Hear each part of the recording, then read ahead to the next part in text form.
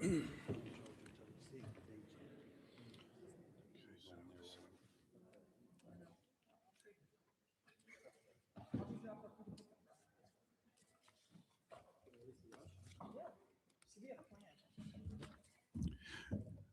evening, everyone. Let the record indicate that it is 5:03 p.m. and the Finance Committee is called to order.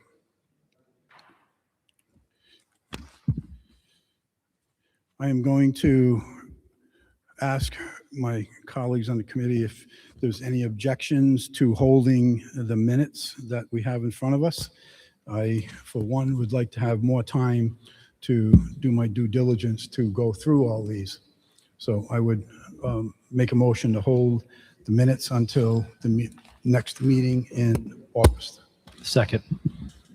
We have a motion. We have a second. Any?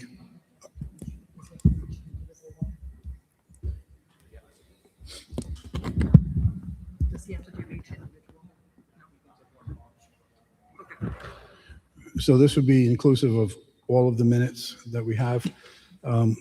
We have a motion, we have a second. Any further discussion? Hearing none, all in favor? Aye. Aye. Thank you.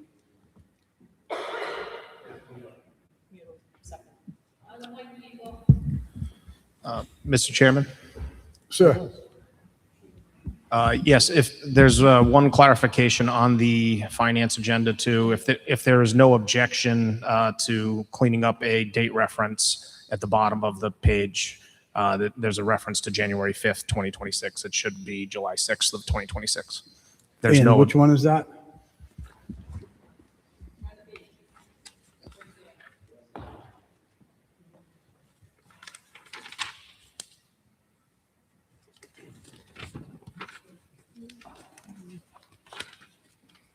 This was on the other agenda. On this one? This one.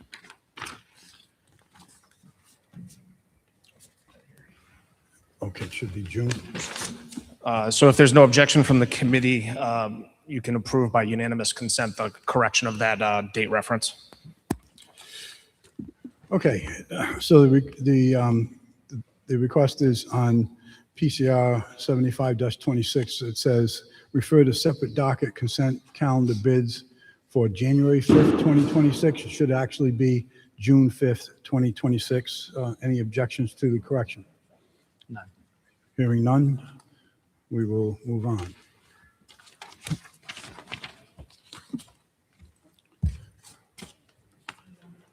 Oh. Okay, let's do this. Okay, first item, bid number 1, 2027-074, found on page 1, purchase various police vehicles. Major Hart. Good evening, Councilman Robert Hart for the Police Department.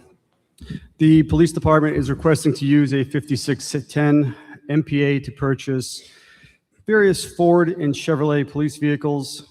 These vehicles will be purchased from 3 vendors: McGovern MHQ of Marlborough, Mass., Colonial Motor Group of Plymouth, Mass., and ITS of Warren, Rhode Island. All pricing is under the Greater Boston Police Consortium Master Price Agreement and Cooperative Bid. These vehicles will be assigned to various portions of the fleet, including supervisors, admin, patrol, traffic, and investigations. The total pricing for 16 vehicles is $1,072,838.52, and this includes upfitting and equipment installation. If approved, they'll be funded through the city lease purchase funds, budget code 4990449, and this is part of the fiscal year 27 police capital budget, which includes $1.1 million for vehicles.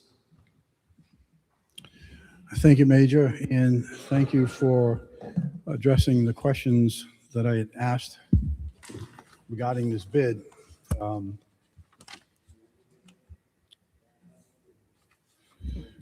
So one of the questions I asked you was how many vehicles have been bought since 2022? And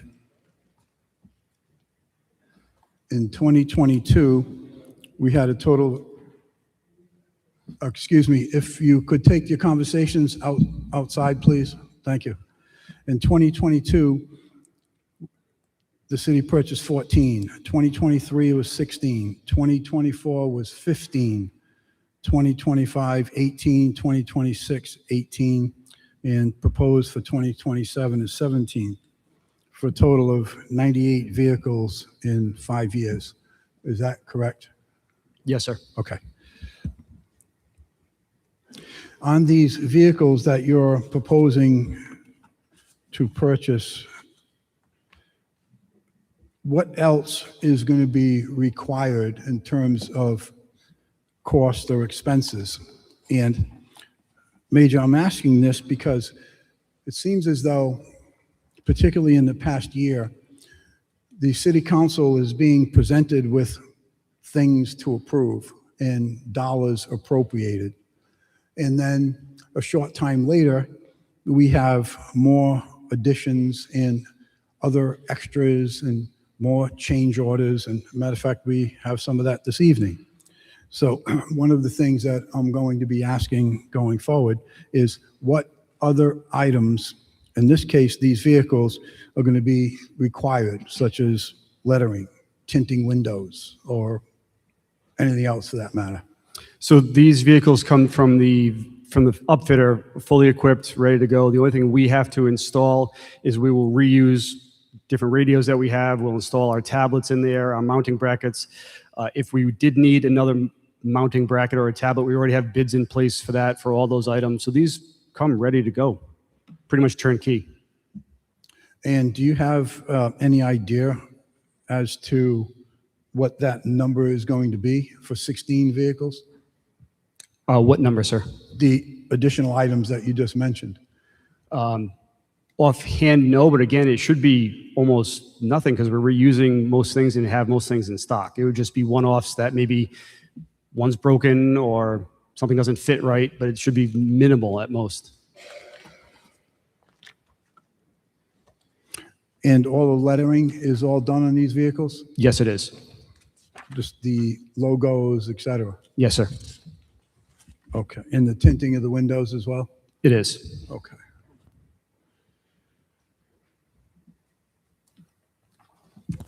So,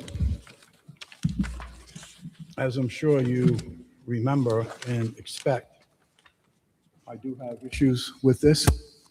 As you recall from the budget hearings, I expressed Councilman, my- your microphone's not working. Sir, I expressed my feelings regarding $1 million worth of vehicles again. As a matter of fact, I had proposed an amendment to that to reduce it in half, and that didn't get done. So tell me why aren't we purchasing 14 vehicles, and I'm excluding the last two vehicles, which are $37,000 apiece. Why aren't you looking to buy all 14 vehicles at the $57,800 price? Why is it that we have to have 2 Explorer utilities for traffic for $75,000, and particularly 2 Chevy Tahoe supervisor vehicles, which are ginormous, for $88,000? Why can't the city just make do with 14 Ford Explorers? Sure, good question. So these vehicles serve in different roles. Now, traffic vehicles carry more equipment. They have storage in back for accident reconstruction equipment.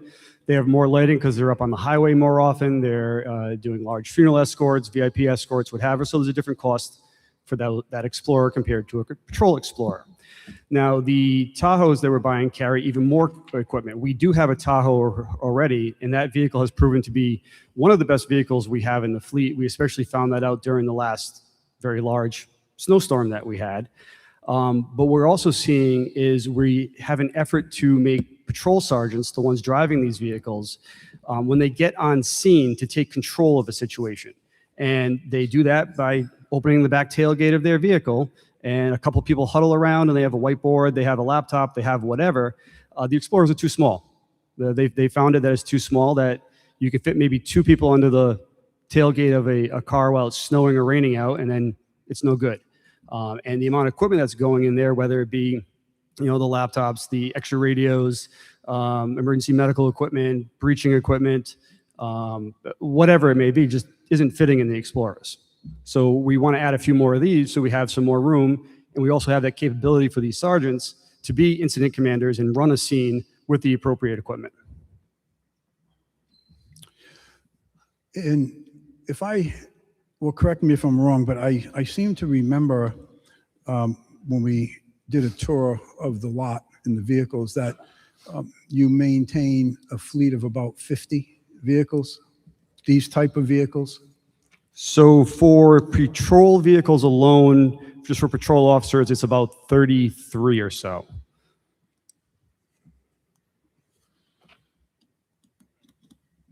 And about 7 supervisor vehicles, I think 9 traffic vehicles or so. So we have a varying fleet. About 50. Sure. And I also seem to recall that the long-range plan was to rotate vehicles about every 5 years. Correct. 5 to 6 years is what we're seeing. In fact, some of our oldest vehicles have been here about 13 years. So in 6 years, we're replacing 98 vehicles. That seems to be a much faster rotation than every 5 or 6 years. So you're just, go ahead.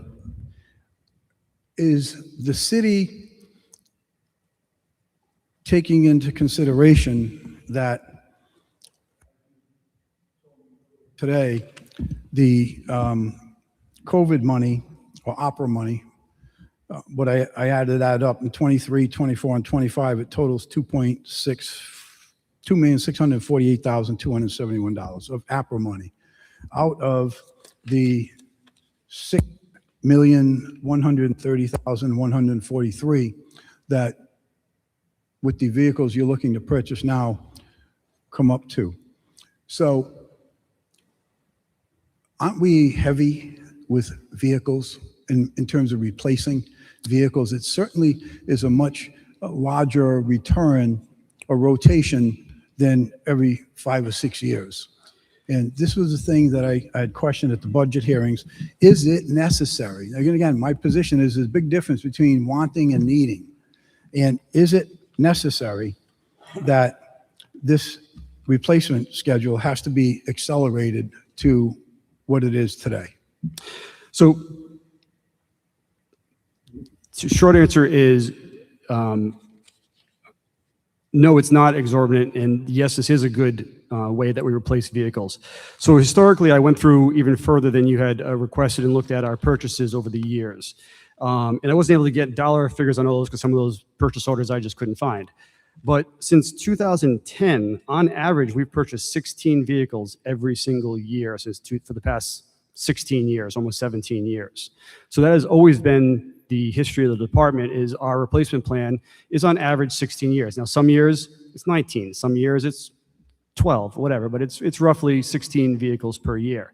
You also have to take into account that, yes, we're buying these cars. We're also decommissioning cars. We're selling cars on gov deals, but we're also losing cars in crashes. We're losing cars through mechanical. So it's not just like the vehicle's just aging out.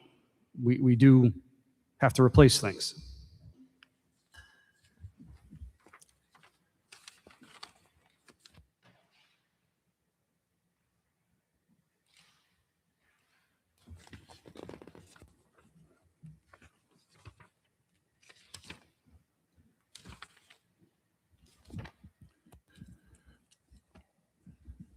Okay. I still haven't changed my position on the accelerated replacement or the need now to purchase another $1 million of vehicles, particularly where we're looking at over the last 6 years, you've purchased almost 100 vehicles. I remember 1 year, I believe it was 7 that was purchased. And that's not to say that that was the best thing, but it was necessary at the time because you can only stretch the checkbook so far. And that's my concern. I think the checkbook has been stretched to the max, not just with the police department, but with all the departments, to be quite honest with you. So with that said, I'm going to turn it over to questions to my colleagues, but in the meantime, I want to assign a PCR number to this, please.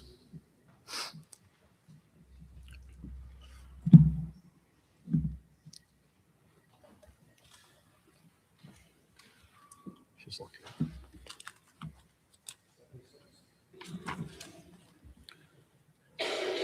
What was that?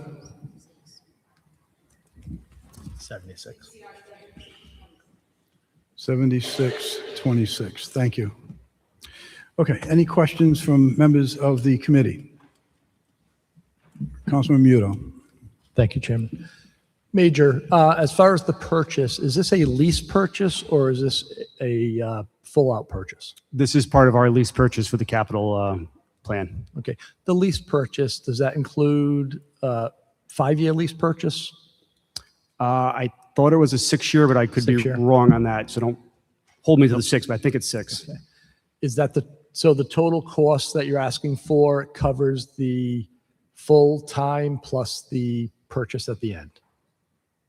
I believe so. That's how it was always explained to me, that it is the entire thing is the lease purchase at the end for about 6 years. Yep. Can we get someone on the record from finance just to clarify that, please?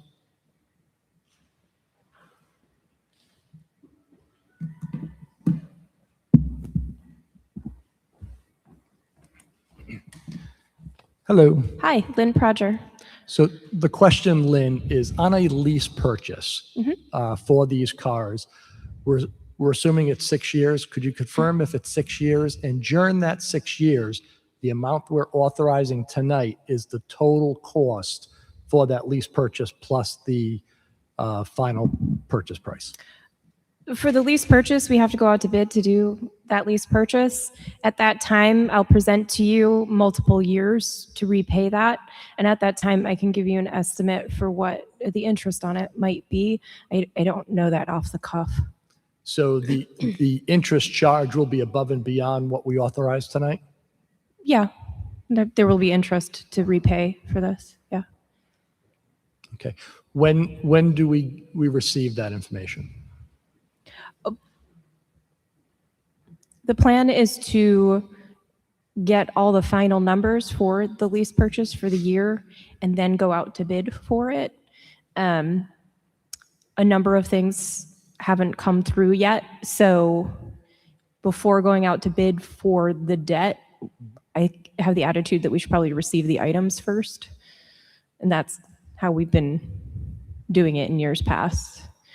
So you approve the purchase of this or not for tonight. That will be added to the lease summary that I will present. I will get an RFP for the financing on it, and then I'll bring it to council with the repayment options on it. Historically, we've been doing about 5 years. Sometimes we do 6 years. We even did 10 years that I recall. And who knows what the interest rate would be. So the cost of that interest, what account does that come out of? I didn't bring my budget tonight, but it's actually under the debt section. You'll see there's a debt payment schedule in there that includes lease purchase with the year listed. Okay, thank you. Look forward to seeing that.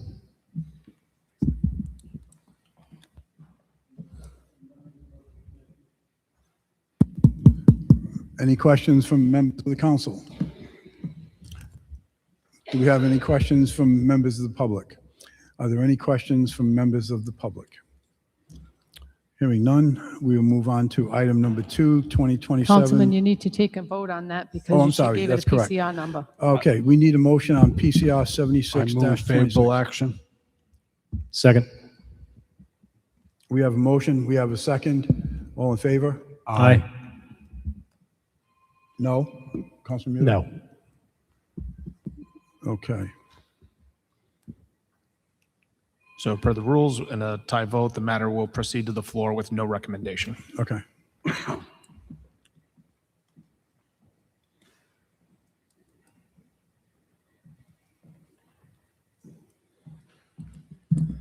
Okay, thank you.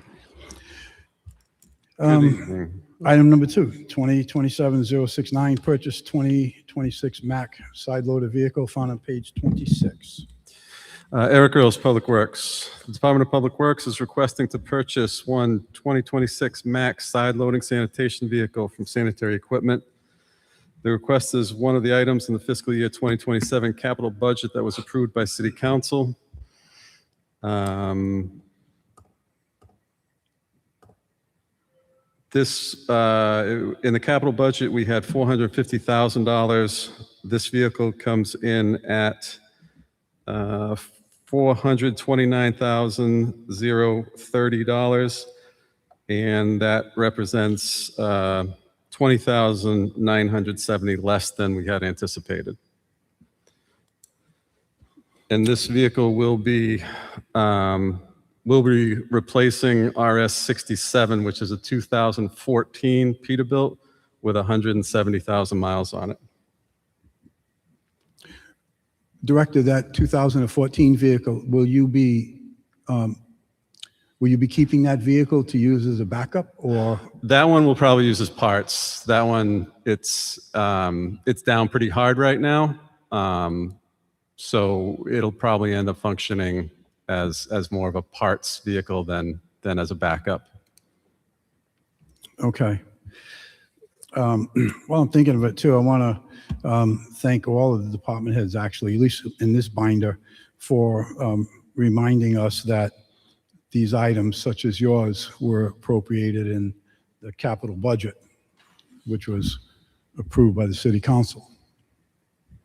As you recall, I voted no on that budget too. So some of the questions I have is this quote that was provided to the department. The quote from the vendor is actually dated January 28, 2025, and that pretty much is consistent with all of their breakdowns.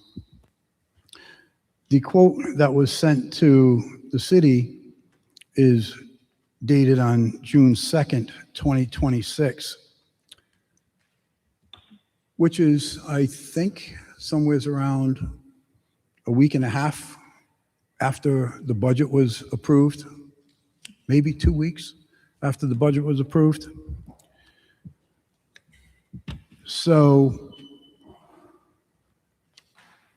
did the department get this price for this vehicle prior to the budget, or is it just a coincidence that this number of $429,030 was provided to the department after we approved the budget?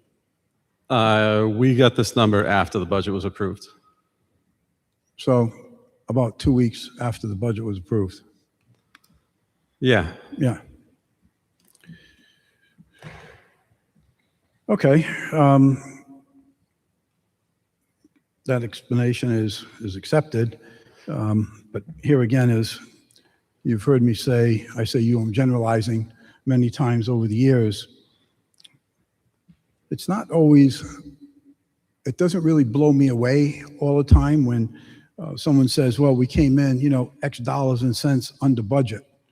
Because when I look at the big picture and the entire budget, that also suggests to me that the taxpayers were overtaxed.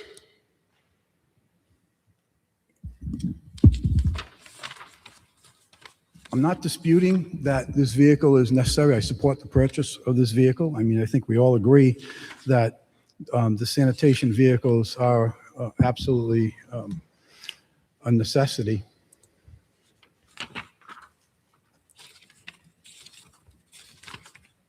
But those were the things that I needed to get clear in my mind, was the quote date, the published date, and the date that the department was, how was this is the only notice that the department received, was the date quote on June 2nd? That was the only price notice that you got? No, I don't believe so. I believe that we heard that these vehicles may be available. And then once we were aware of the budget situation, then we asked them to solidify that number. Okay. So, yeah, so the department did know ahead of time that this vehicle was going to come in at about 20,000 less than what was in the budget, or what was put in the budget. I don't know about that timing, because obviously we submit the budget and that estimate, well, you know, we're sending those numbers to the mayor in what, Sure. April. So, But I'm going by when it comes to us for a vote. That's when everything is kind of like finalized on the administration's end, and it ends up coming into our lap. Okay. Okay. Any questions from members of the committee? Any questions from members of the council? Do we have any questions from members of the public? Are there any questions from members of the public? Hearing none, we will move on to item number 3, 2025-237, pre-engineered metal buildings, found on page 52.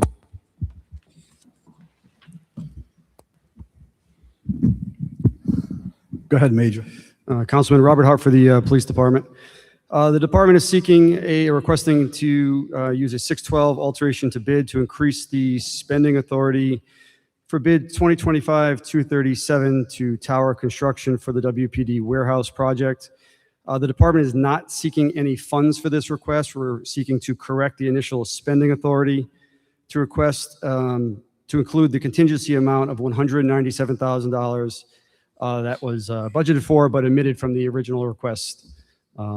This would continue to be funded through our ARPA budget, code 510-05030. Major, who was responsible for the design of this building in total, inclusive of everything? Who was responsible for that?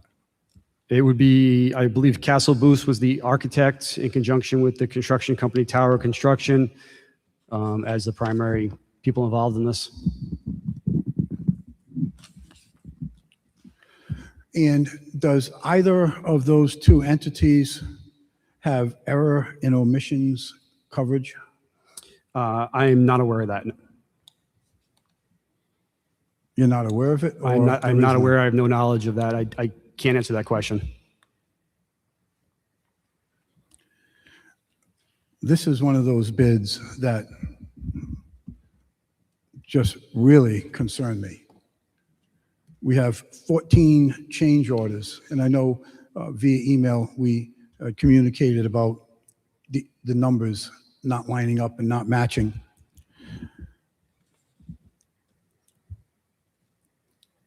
In your report, it says the police department is requesting a 612 alteration to bid to finalize the funding.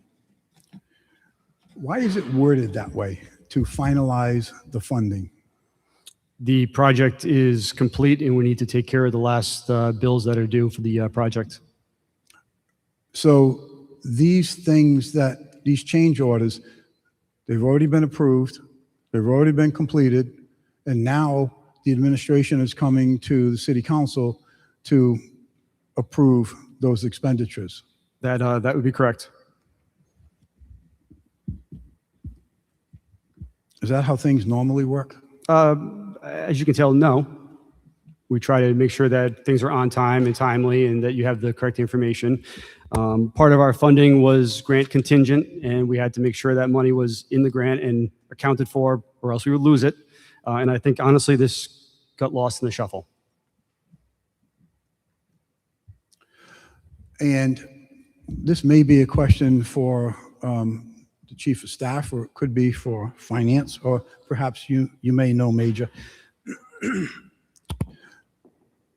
Is it accurate to say that the opera monies had to be spent by December 31st, 2024, or appropriated?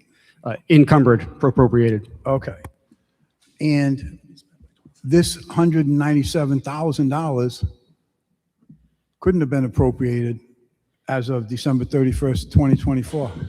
So this opera funds that the major is talking about is a grant that the city received, is $1 million grant. It's a pass-through opera funds. It's not the opera funds the city of Warwick received. So these are pass-through opera funds that the city of Warwick Police Department received from another source. Sure. Not sure, Department of Justice or someone. Those funds, I believe, are under the same restriction. I mean, maybe Lynn Project can answer that, but I don't know. But these are not our funds that were under the December 24 commitment date, expenditure of December 2026. Those are the city opera funds. These are the grant opera funds, completely different funds. Okay, so those grant opera funds, if they weren't used to pay off these change orders, They can't be used for anything else. they could not be used for anything No, it's else. $1 million grant for this project. When the major and the police department came for spending authority, they inadvertently left off the $197,000, I believe that's the number, of contingency that should have been included in the spending authority request. So we're still using the grant. That's the amount of money that's left in the grant. So if we don't take this grant money, approve it, then that $197,000 goes away. Chief, that's only part of it. What is so frustrating is that these 14 change orders were not included in the original estimate or the original proposal for this building. That we have a designer and we have engineers that put this together, and one of the things is paving. How could you miss paving for $98,000 to repave the parking lot? How could that be missed? Cameras added to put into this building. There's a list of 14 items here, which I think are just absolutely bizarre. That's why I asked about errors and omissions. How is it that these people who are designing buildings don't know about a duct heater? How that? How do they not know about a stainless steel fasteners for roof curbs? How is it they don't know that? But then it's so easy to come back to the city and say, oh, guys, hey, listen, sorry, we need to do this change order because we didn't include stainless steel fasteners. And this list just goes on and on. This is like absolutely bizarre to me. A grinder pump power. How could they not Your know? microphone's not working. What's that? We couldn't hear you Oh, because of sorry. your microphone. How could they not know door sweeps? Really? Door sweeps. A bump out. Really? Surge protectors. This is like bizarre that we're paying these people, whoever they are, serious monies to design these buildings, to engineer these buildings. We approve it, the city council, we approve it with a comfort level that it's going to be completed with what is expected or what is supposed to have. Thank you. And then we turn around and we get whacked with $197,000 of changes. So it's not just about, well, this is a grant money and, you know, this is what you got to use it for. This is about how did this happen in the first place? How is it these professionals don't know about a sewer manhole? I don't know. You got me. Grinder pump, you don't know that? Okay. Lawn maintenance. We got a credit for $2,000 for lawn maintenance. I don't know what that's all about. $23,000, $24,000 for camera pots.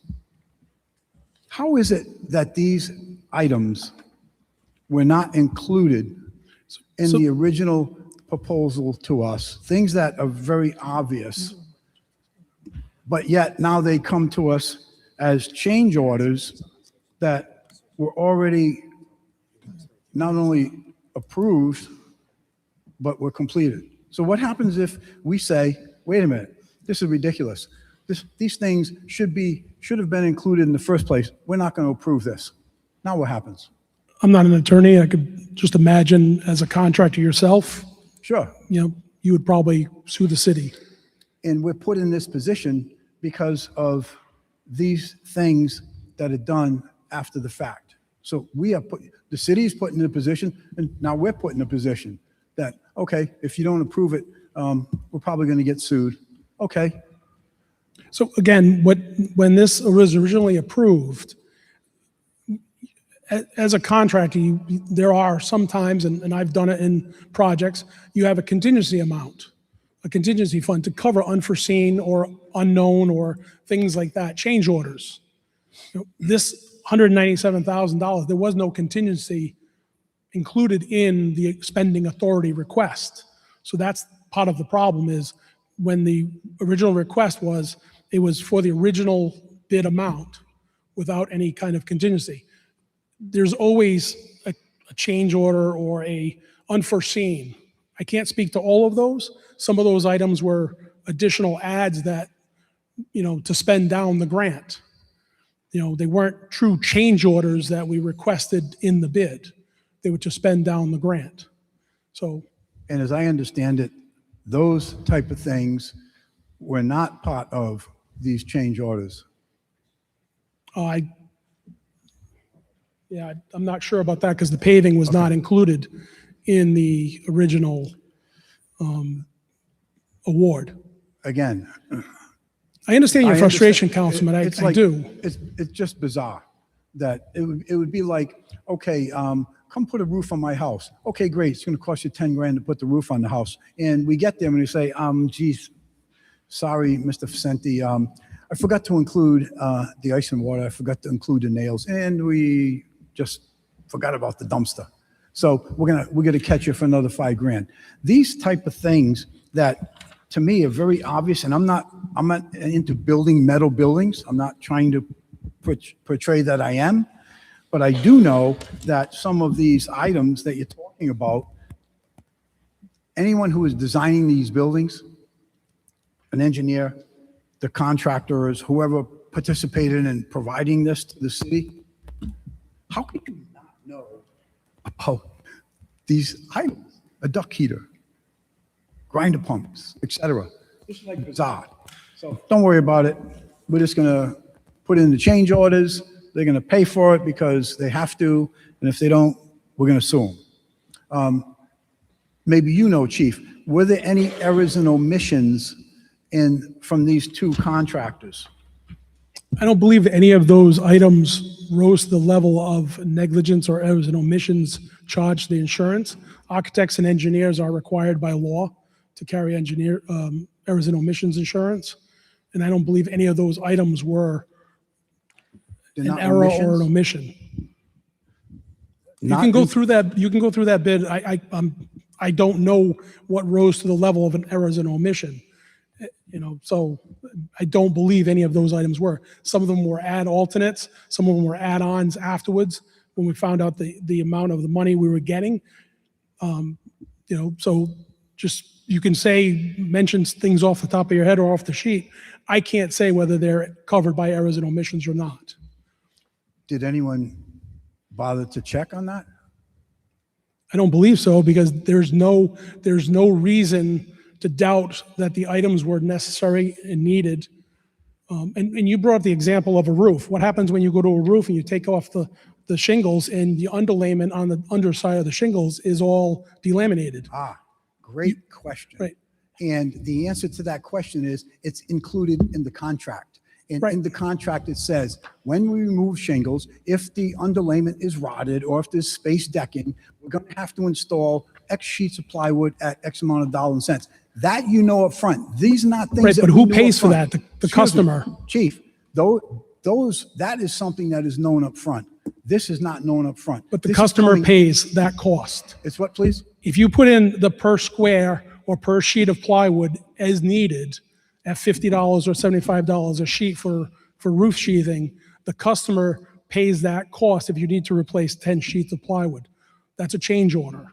If you I know didn't what a see it change from order is. underneath. I know what a change order is, and whether it's by the square foot or whether it's a number in totality, the point is the homeowner knows up front that there is a possibility. Did any one of these things, were any one of these things presented to the city and said, oh, you may need a sewer manhole, and if you do, it's going to be this. Oh, by the way, we got these stainless steel, we got to put stainless steel fasteners on the roof curbs because we thought we could do with galvanized or plastic or whatever they were going to use.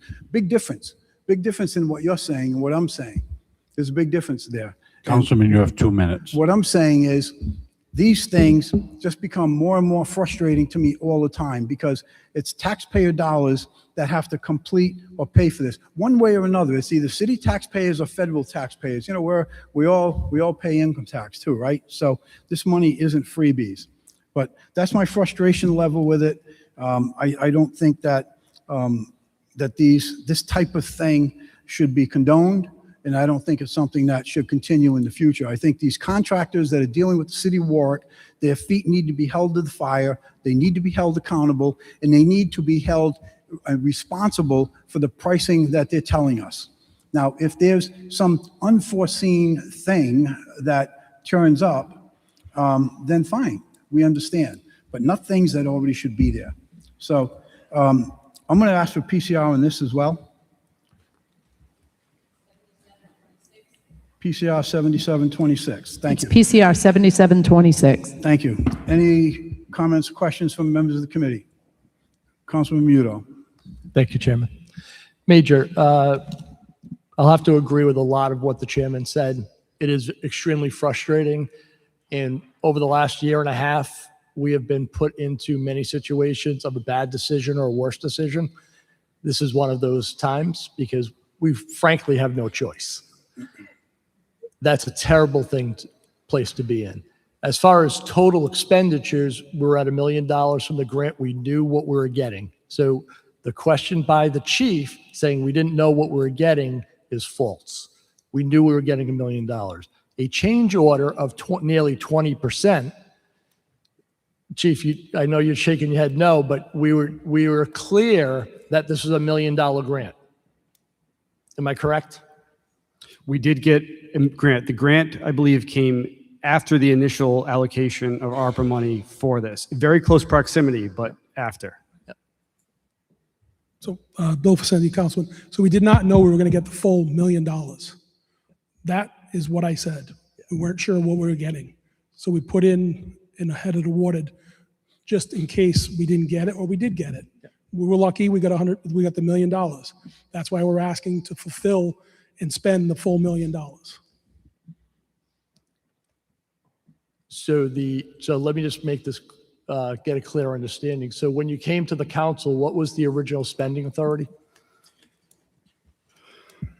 The original spending authority was granted at $2,676,000. All right. So either way, so another question, how long have we known about these change orders? I'm not sure the dates on the change orders. Well, I'm not sure of when the change orders reached the level where it would exceed the spending cap. So let me just pick one item out here and it'll fill in this question. So number 8, bump out. It's about $54,000 expenditure. When did that bump out get designed and constructed? I'm sorry, you said number 8? Yep.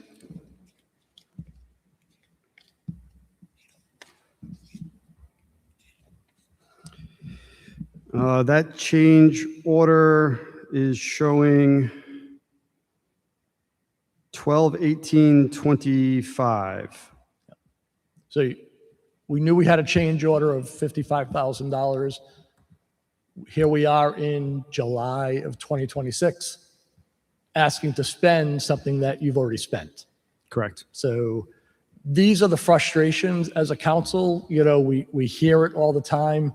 You know, how can we have trust in our government if we're just going out spending and cleaning up the paperwork afterwards? So again, this is, it's just a symptom of a much larger cancer within the city as far as process, procedures, and doing the right thing, being transparent. And this is truly not a transparent effort. And again, we as a council are stuck with making a decision that's bad to worse. And you leave it, again, the city and the city administration leaves us with, frankly, no choice. And, you know, that impacts the credibility of this council. It also erodes the trust that we have in our residents within the city. So that's all I have to say right now. But Councilman, just to clarify, there was no intent by anyone to not be transparent. I believe this was an oversight. No one's trying to hide anything from you. Transparency has many different meanings. It's, you know, back in December, we knew we had to spend $55,000. That's no small change. We just increased our spending authority for small purchases from 25 to 5,000, and it literally took an act of the residents to vote on that. And here we are as a city just spending $55,000 without even a blink of an eye. It's the actions. So we need to take a step back as a city, as department, saying, look, we have to follow rules. And the rules are, if it's over $5,000, we need to go to the council for it. Okay? So it's not just you. There are many examples throughout the city which will be coming out in the next few weeks. However, we really want more transparency, more proactive transparency, and not wait 6-7 months out of one major decision. That's what I mean by transparency. Coming through saying, hey, it was a mess up. You know, the bump out. What was the reason for the bump out? Fitting equipment in the design where vehicles are parking, the firewall had to be moved a little bit and the bump out had to be created. And to your point, I believe that this $55,000 was not the catalyst, was just at some point along the line, something triggered, hey, oops, we're over the spending authority. I don't know if it was this item or not. It could have been a smaller $2,000 or $1,800 item that, we're over the spending authority. And when we're trusted with tax dollars, don't go, you know, doesn't build a lot of confidence. So we really want to eliminate those and again, mistakes happen, overruns happen. Let's have the communication. Let's keep the communication going. Let's not wait 6 months from something so obvious. That's why we're here tonight in front of you. 6 months later. Thank you. Thank you, Councilman. I just want to follow up on something else. Okay, thank you. If I run to the mid, we'll ask for an extension. On page 6, it says, no, corrected. On page 60, it says PR number 04, repaving of existing parking lot as per Tower Construction Corporation's change proposal number 3. I don't know what those two differences are, but what I do want to know is why this wasn't signed by the contractor. All the other change orders are signed by the contractor, and this one was not. So that's question 1, and I know I'm running on time. The oversight, as I see it, was in the contingency of $197,000 not being appropriated. That was an oversight. These change orders are not oversight, especially when they started to occur in July of 2025, a year ago. So we racked up all of these change orders for the past year, and it's just coming to us now for approval. So let me go back. Why Chair, wasn't you that? need to ask for I would extension. request an extra 3 minutes. Second. We have a So motion, we have a moved. second. All in favor? Aye. Thank you. Thank you for that, Councilman. So what's the difference between a PR number 04 and a change proposal number 3? So as we had talked about in the I'm done. in the email, a proposed resolution, proposed whatever, is the city, the contractor talking about an idea. A change order is executing an idea. So I don't know what their internal numbering is. I don't know why they do number 4, number 10, number whatever, but the change order is the actual action that's happened. And Major, let me be clear. This conversation that I'm having with you isn't directed to you because this occurred prior to you arriving. But Understood. this is a culture, and it's a culture that it's just like out of control with just, oh, we're going to change order, no problem, we're going to pay it. So it's not directed to you, so don't misunderstand me. So why wasn't this document signed by the contractor, number 2? And thirdly, what is this paving this parking lot? Was this just like an afterthought? And, oh, we got some extra money here, so let's repave the parking lot. I don't know why it was not signed by the contractor. As you indicated, the other ones were. I don't know if this is the wrong That's a copy or if it wasn't signed. Or $98,000 item. Understood. I don't know why it wasn't signed. This is the packet that I was handed, and I'm not sure why it's not signed. As for paving, I don't know what the initial plan was, whether the paving wasn't initially part of this, if only a portion of it was, but I do know the entire lot around that building has been repaved, which it needed. So that's what this money did cover. So this would probably be a question, I guess, for the legal department, but because this was not signed by the contractor, does that mean that this change order was not accepted by the contractor? That's, as you said, a question for the legal department. And again, I don't know if this is the correct copy. Maybe there's a copy that has all 3. This is just the one that's in the packet. Chief, let me present that question to you. So on change proposal number 3, this was not signed by the contractor. Why wasn't it signed by the contractor? And does that mean that this is not a binding agreement?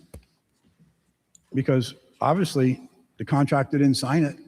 Just as a point of order, in addition to your concerns, change order number 1 also wasn't signed by the contractor, nor was it signed by the, It's what?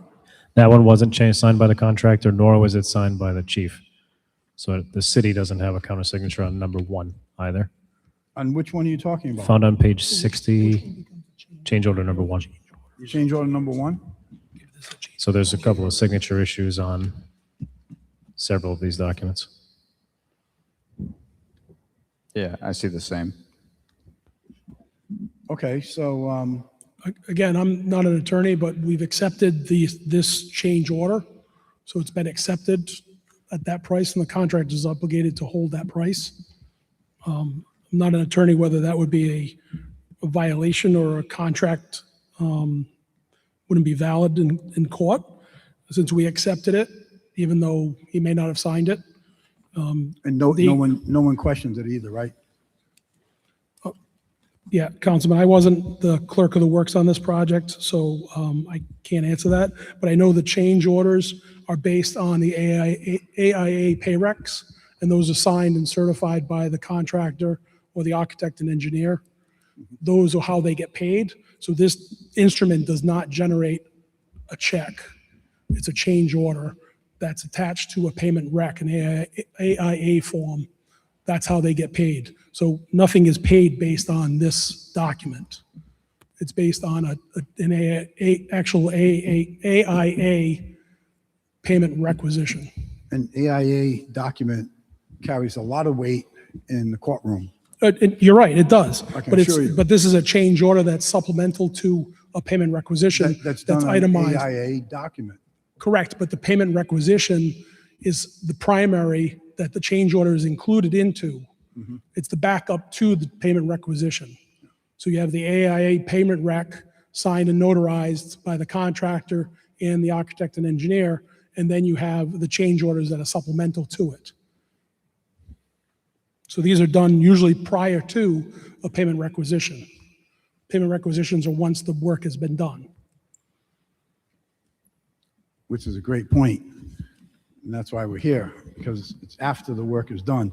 This $197,000. You have 1 minute left. Thank you.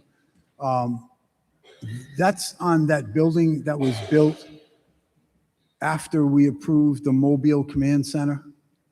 Is that the building for this Mobile I'm Command Center? not sure when the mobile command center was approved and when. Maybe the major does. Again, I don't know what day you approved, what council meeting you approved that, but that does house that vehicle.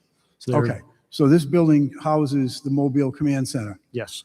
When that Mobile Command Center was completed originally, was that Mobile Command Center vehicle able to back into the building? I believe so. I believe the issue came with, are you referring to like the bump out and the, was to do with the fire code. So it needed to be a fireproof wall as opposed to sprinklers. So we went with the fireproof wall because it was less expensive than sprinklers. I think that's what you're getting at there, and why that needed to fit and why that bump out had to happen. That bump out, that change order, is that part of having to enlarge that opening so that that vehicle could back into the building? The height, my understanding was fine. That change order, the bump out, whatever is being called, was that to enlarge the opening to allow the vehicle to back into it? No, It was not. the opening is fine. It was to partition the inside of the building for fire code. Okay. Okay. We still have 47 seconds left, but I'll pass. I'll defer them. 8 seconds, you're right. I didn't see the 5. Okay. I'm all set. Questions, Councilman Napa? Thank you, Chairman. And Major, this is more so just to correct the record or put something on the record more or less than to ask you any questions. I do share the chairman's concern relative to both the architect and the contractor for not foreseeing some of these large expenditures. And I know this is not on the police department. Police department does police department work. We expect the architect and the contractor to foresee things like a massive paving project that should have been included. Now, what I would like to correct, and I'm not sure if you're willing to speak to this fact, but it seems as though some of the rhetoric here was that the colonel and Commander Sullivan were signing these change orders knowingly exceeding the spending authority. My understanding from your position paper, your presentation, and what you've testified to is that they were unaware that they were exceeding spending authority when they were signing these documents, and knowing them personally both, I hold them in regard to know that they would not just exceed spending authority to thumb their nose at this council and at this body. Is that a correct understanding? That is 100% correct. We were made aware of this exceeding spending authority by purchasing, so that they did not know. Okay, that's all I have. Thank you, Major. Any questions from members of the council? Do we have any questions from members of the public? Are there any questions from members of, please? Just identify yourself for the record, please.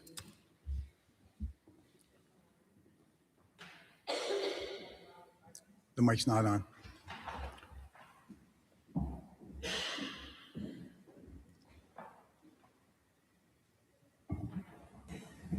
Hi, I'm Robin Cardenas. We still have these situations happening over and over again with every project, it seems. Can there be or should there be consequences for the contractors and architects involved? Or should the department overseeing the projects have to come to you when it goes over budget?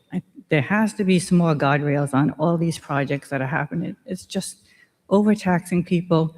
People are having to leave the city, losing their homes. I think something needs to be done, and I hope you can do it. Thank you. Thank you. Any other comments from members of the public? Councilman Napa, I think you hit on something very important, and that is accountability. And when someone is signing for change orders and increasing tax spending dollars, someone needs to be in touch with the numbers and notifying or monitoring and letting someone know, in this case, the chief or the deputy chief, that sorry guys, but you've reached your spending authority. You cannot go any further without council approval. So that's part of the breakdown in how we got here. That's part of the culture that I'm speaking to, is these overviews of processes get us to these points where we're at this point of no return, and people feel guilty saying no, or are afraid of a lawsuit. Well, then, you know what? Somebody needs to be held accountable. Someone needs to be held responsible. I am not going to be the one to hold the taxpayers accountable or responsible. I'm not doing it. So we have a PCR 77-26. I would strongly advise, again, that there is a process put in place for verifying spending of different things. I need a motion on PCR 77-26. Move favorable action. Second. We have a motion favorable. We have a second. All in favor? Aye. No. And I'm voting no, not on the building, not on what needs to be done. I'm voting no on this because I object to the process, and I object to how we got here, and I object to if we don't pay it, we're gonna get sued. Well, that should have been thought of before we got here. So that's why I'm voting no. Thank you, Major. Sorry you had to be the one in the hot seat. Okay, next item, purchase rollout cots, lids, and wheels. Item number 4, found on page 70.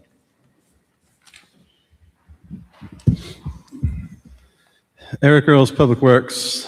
Sanitation Department is requiring the purchase of rollout carts used for refuse and recycling that are provided to all residential household. This request also includes replacement wheels and replacement lids for barrel sizes, 95-gallon gray carts, 65-gallon green and blue carts. Pricing has been secured from Warwick Pacific Company, as the city carts have been obtained through this company. It is not in the best interest of the city to bid this item, since we would have to stock new items, parts for other style carts. There's no fee for the city seal. Lead time for this order, if approved, is 8 to 10 weeks. The cost is $64,105. Thank you, Director. So the quote to us is dated on April 30th, 2026.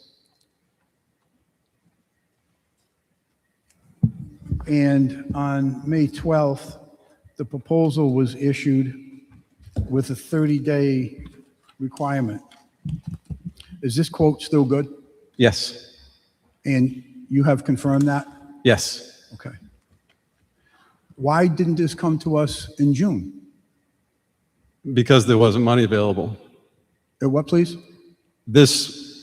We're paying for this out of this fiscal year. Money wasn't available in the last fiscal year budget for this purchase. So you had none of the line items in your budget were under budget? Not this item. But those the monies that were left in your line items could have been moved over just before the budget for this year, right? I don't know if, I don't know. Okay.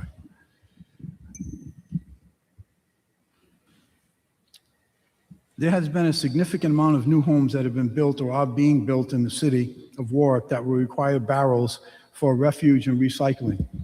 And to support your request of $64,105, how many of these new buildings, new homes, are being built that are going to require or are approved for these bins? I don't have that information. Was that information determined prior to coming to us for $64,000? No. So how did we arrive at this number of $64,000? This is what, if we could purchase more, then we would. This is what was allotted in the budget, so this is what we're purchasing. We go through these. The thing is, our program rolled out, I don't even know, 15, 20 years ago, the bins that are out there at the end of their useful life. We are constantly getting repairs or damages, replacements. One of the things that is kind of saving us is that when we initially rolled out the program, people received the 2 bins, right? And now people only need to use, well, right, but the recycling, I'm sorry. And now they only need to use 1 of those. So we have collected a lot of those that people no longer use and don't want to just keep in their backyard.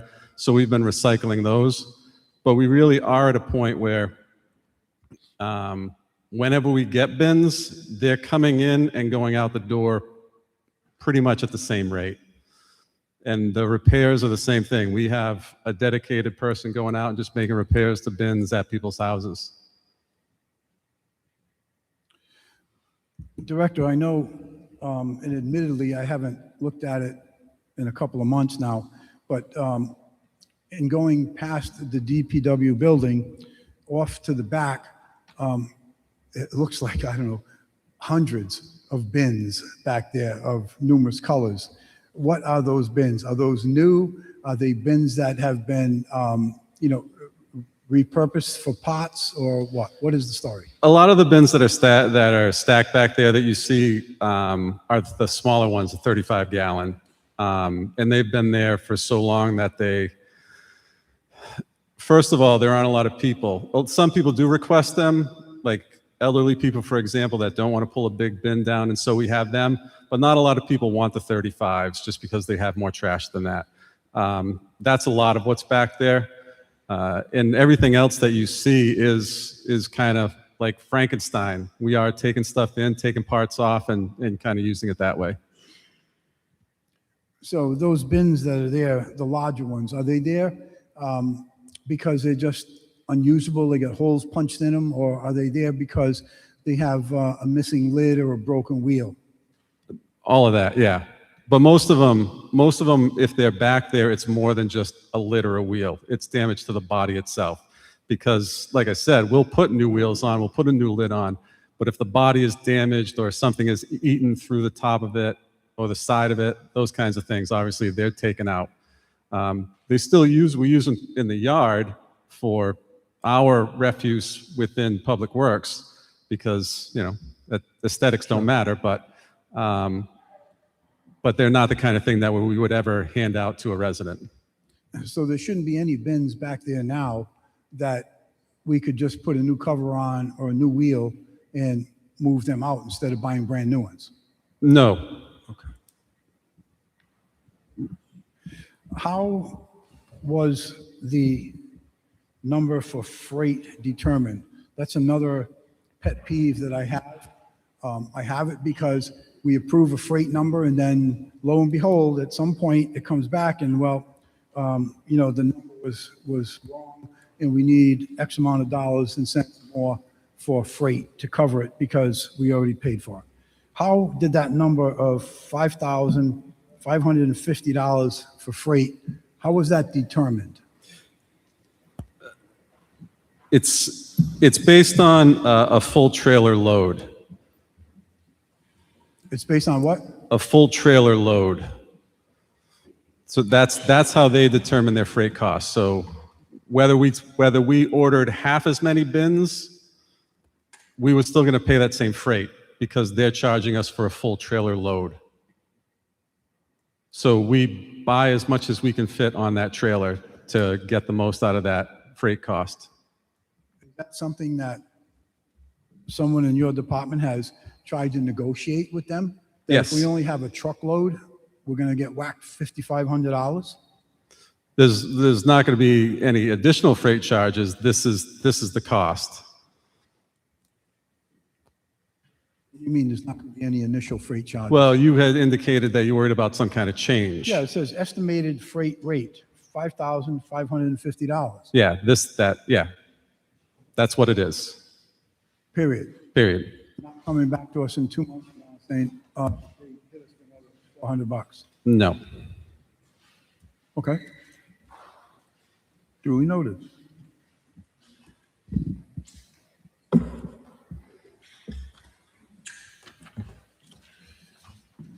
Okay, I do not have any other questions on that item. Any questions from members of the committee?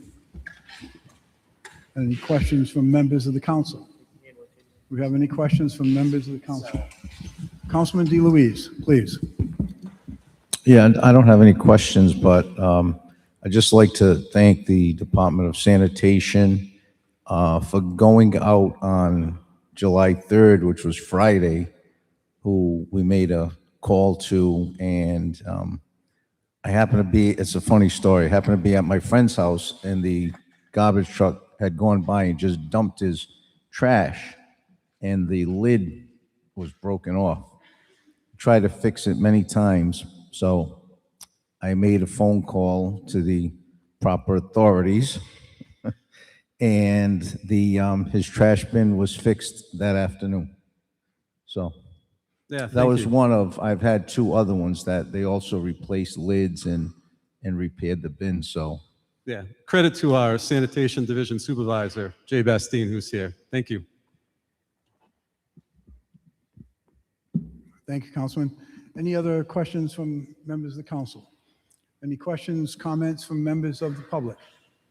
Do we have any questions or comments from members of the public? Hearing none, thank you, Director. Moving on to item number 5, 2027-075, found on page 73, Land Evidence Software. Any questions from members of the committee? Any questions from members of the council? Do we have any questions from members of the public? Sorry?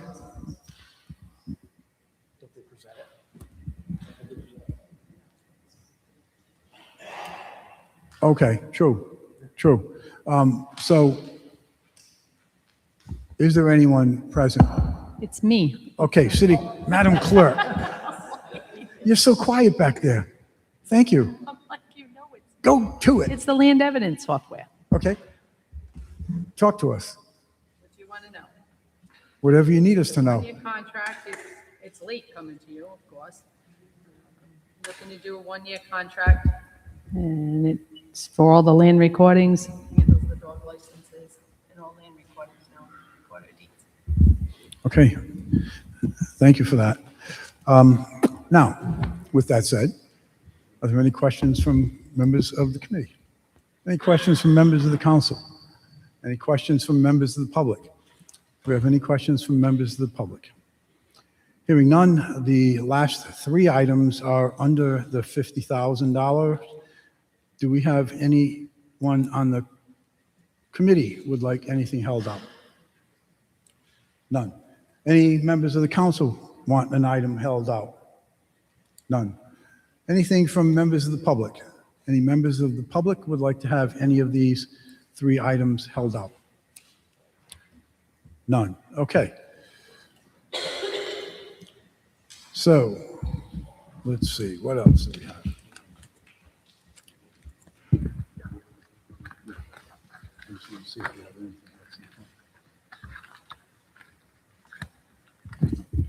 Okay, so with that said, I need a motion on those items that we didn't hold up. Move favorable action. Second. We have a motion, we have a second. Any further discussion? All in favor? Aye. Aye. Thank you. That concludes the City Council Finance Committee at 6:16. Thank you, everyone.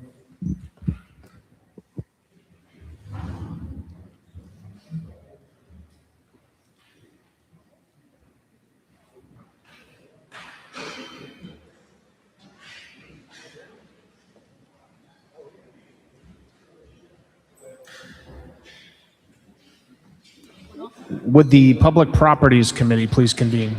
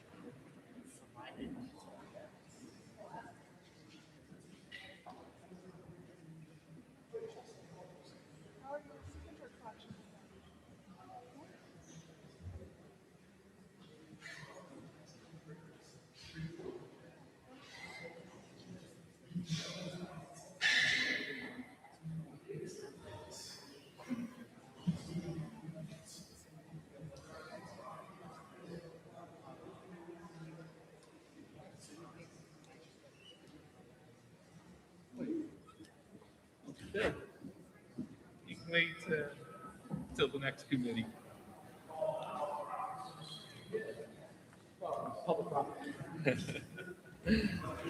No worries.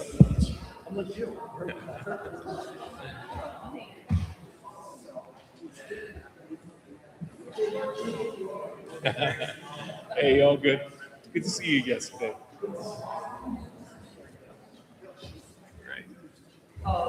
Right. Yeah.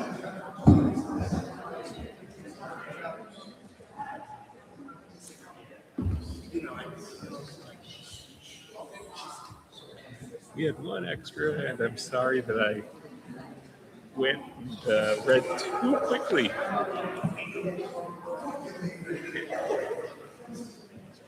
Yeah, now where is mine? There we are. I'm good. Good. I'm just tweezing these. Okay. We'll get going.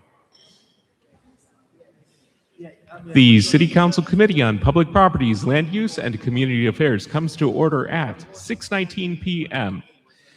First up, we have acceptance of the minutes. Let's, unless there is any objection, I'll just have a single vote on.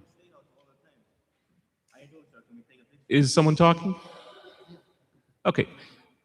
Yeah, we just have to be quiet here while the meeting is ongoing because the acoustics in this room are terrible. Okay, so if there's no objection, that is, if everyone here on this committee was present for each of these 4 meetings, I know I was, then we can hold the vote for each of these 4 meetings, acceptance of the minutes, in one vote. Was anyone absent on any of those? Hearing none. We have acceptance of the minutes from the committee meetings held on April 27, May 11, June 1, and June 15 of 2026. Do we have a motion to accept minutes for those 4 meetings? So moved.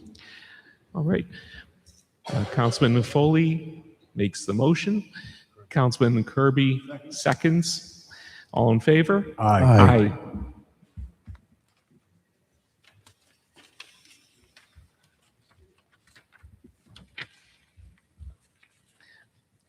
Okay, then we have 2 items on the agenda. Now, before I get started, just a housekeeping note here. What we'll do with the public hearings, as we always do as a committee, or at least have done for quite a while as a committee, is pass these for consideration of the City Council as a whole, more efficient for discussion purposes, and save some time and trouble for the stenographer as well.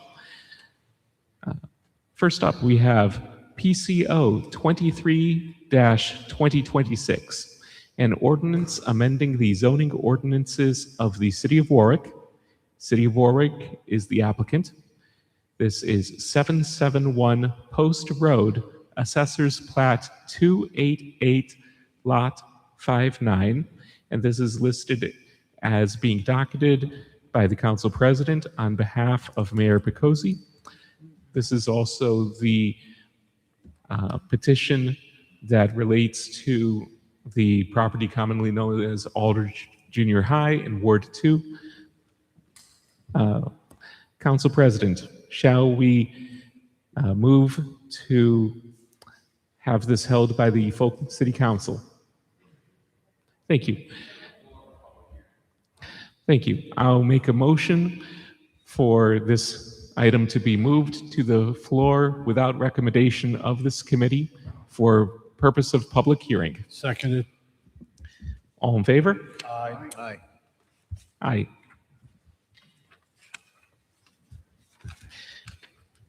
Second, we have PCO 24-26, an ordinance amending the zoning ordinances of the City of Warwick. MJV Enterprises LLC is the applicant.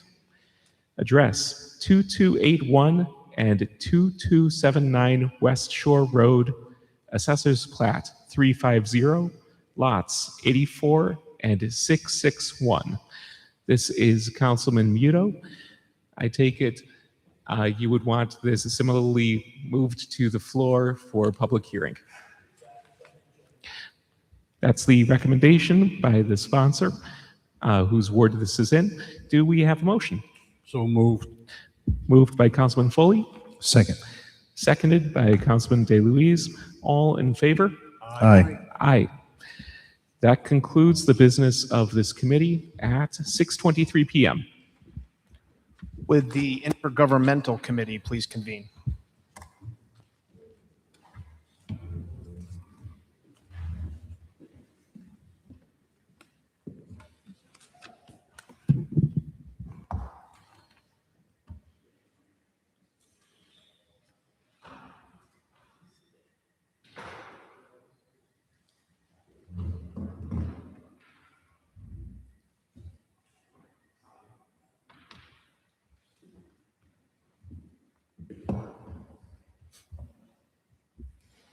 Okay, so Councilman Gebhardt unfortunately could not be with us tonight.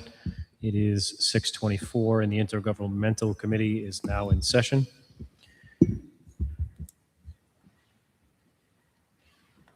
First order of business is acceptance of committee minutes held on March 9th, 2026, April 27th, 2026, May 11, 2026, June 1, 2026, June 15, 2026, and that's it. I was absent due to family illness on June 15th. So relative to approval of minutes on March 9th, April 27th, May 11th, and June 1st of 2026, do we have a motion to approve those minutes? Motion to approve. Second. Motion is second. All in favor? Aye. Aye. 3-0. If Councilman Muto, if you can take over on the June 15th, I have to recuse. May I have a motion for approval of the minutes for June 15th, 2026? Second. All in favor? Aye. Aye. Recuse. Okay, moving past that. We have one appointment today. Attorney Gerstenblatt has been waiting patiently, so I appreciate that. It is for Attorney Joel Gerstenblatt, reappointment to the Board of Canvassers. Councilman Gebhardt is not here today, and I would just like to say that having worked with Attorney Gerstenblatt on a personal and professional level, he is extremely diligent, very well qualified for this position, has been doing it for some time, and I know that he brings the same diligence and dedication to the Board of Canvassers as he does in his professional life. So, Attorney Gerstenblatt, if you'd have anything you'd like to say. I would just like to thank the committee and the council for their consideration. Excuse me. I've been a resident of Warwick since age 12, 7th grade. I just mentioned my alma mater, Aldrich Junior High School mentioned. I graduated Pilgrim High School. I graduated the University of Rhode Island. I graduated Hofstra University School of Law. I've been an attorney for almost 48 years. I've had my office in Jefferson Boulevard from 2006 to 2021, previously being in downtown Providence. I'm registered unaffiliated. I am semi-retired, mostly from my litigation practice, which was my concentration. I serve as an arbitrator and a mediator for the Superior Court, guardian ad litem for the Superior Court, and some general practice, probate practice as well. I was also chief judge or judge of the municipal court from 1994 to 2018, almost 25 years.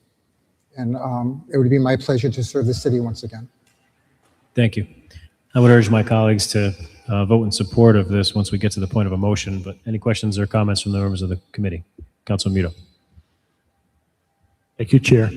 More of a comment. Again, thank you for all your service, many decades worth, and look forward for your continued service on the Board of Elections. Thank you. Councilman Riggs. Thank you. I wanted to similarly thank you for your many years of service to the city, and thank you in advance for hopefully many more with the Board of Canvassers. Thank you. Councilman Lattiser. Thank you, Mr. Chairman. Good evening, Your Honor. Good evening, Councilman. Nice to see you again. To me, it'll always be Your Honor. So I had the pleasure of meeting Judge Gerstenblatt when I first got elected in 2012, when he was the municipal court judge.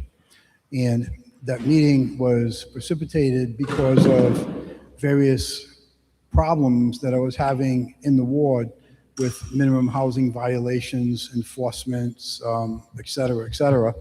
And one of the major issues was a property located at 1007 Warwick Neck Avenue. I'm sure Your Honor remembers that. That was a property that was in despicable condition, a danger, a hazard, a negative impact on tax revenue around the remaining properties. It had been sitting there for in excess of 10 years, and no actions were being done or taken. Now, this goes back to 2013, I think, when we first started addressing this. I met with the judge, and he helped me to sponsor legislation, which I believe that was the receivership legislation, as a result of that meeting that got us to be able to tear down that house, and to the extreme pleasure of all of my constituents.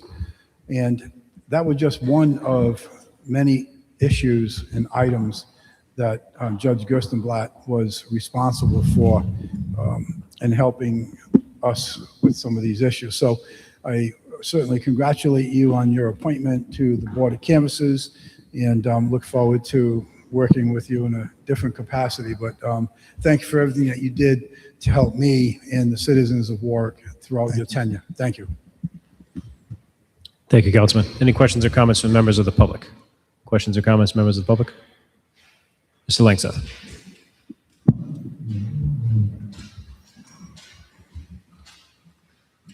Richard Langseth, Budlong Farm. I'd like to remind the committee that you should approve the minutes for this appointment next meeting.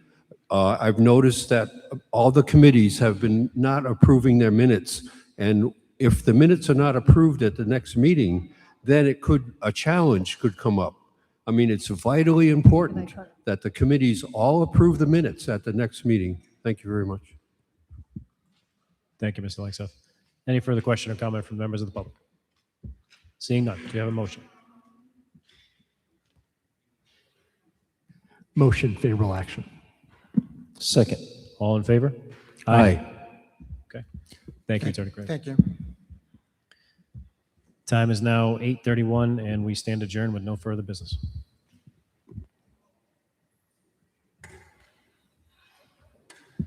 Strike that, 6:31.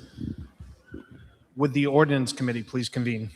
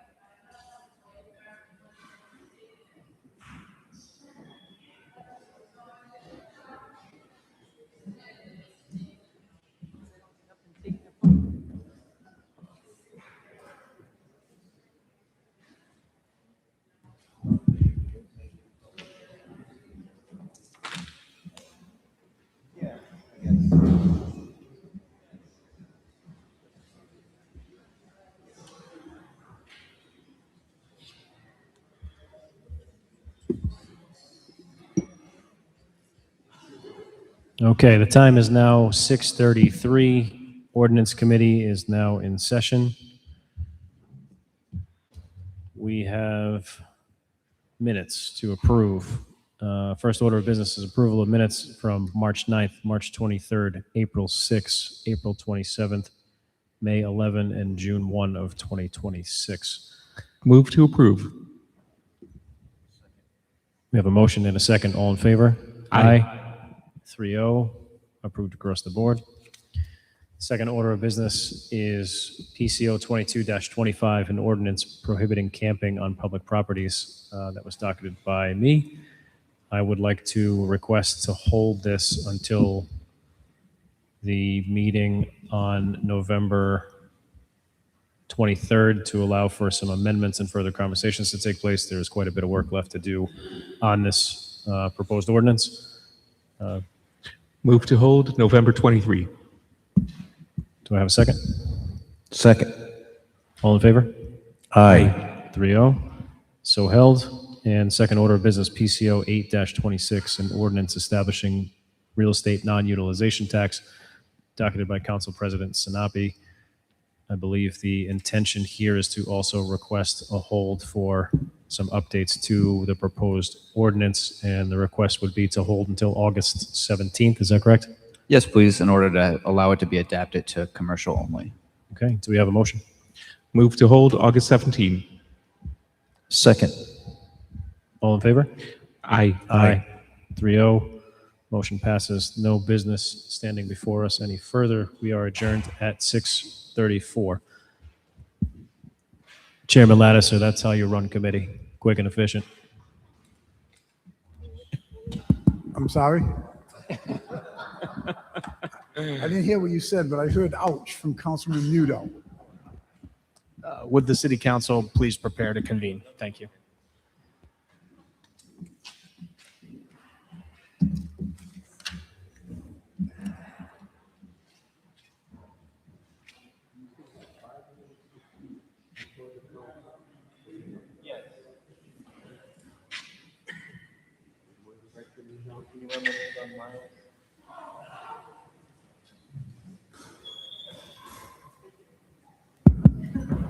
All right, the full city council will convene at 6:35 p.m., right? Yep.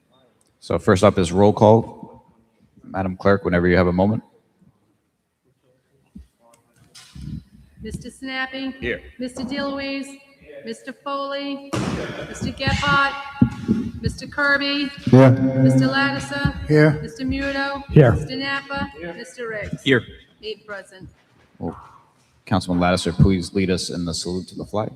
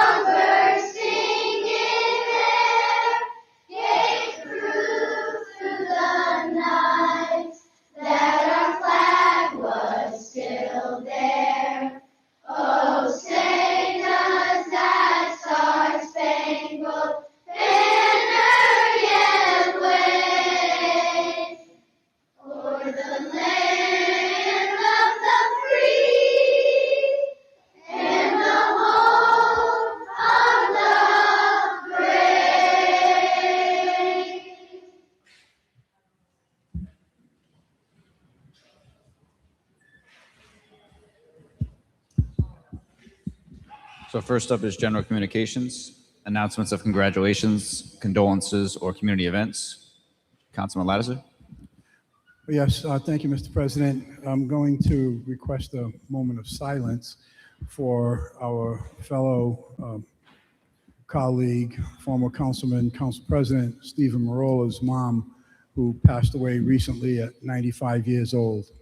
She's just a wonderful, wonderful lady. For those of you who did not know her, I certainly had the pleasure of knowing her. So I would request a moment of silence, please. Please all have a moment of silence.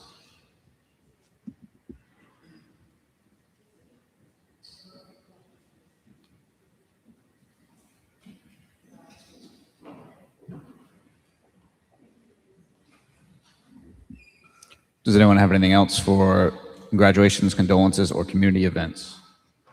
All right, seeing none. Next is executive communications, specifically acceptance of minutes from the council meeting held on May 11th. Is there any opposition to approving said minutes as presented? Seeing none, so approved. Next up is public comment, Rule 41.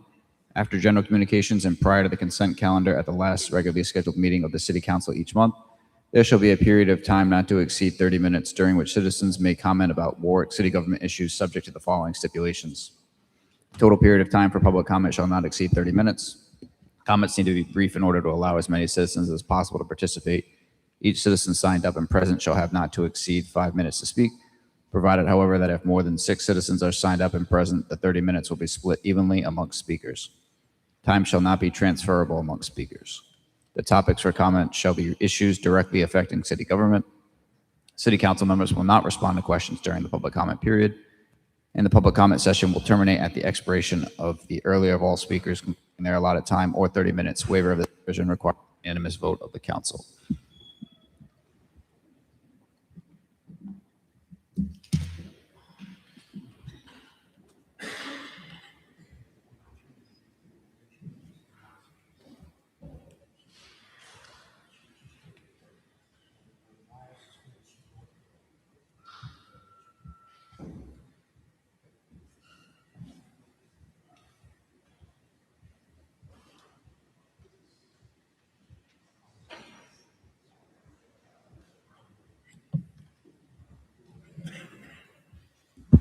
First up is Richard Langseth. At least, I think it is.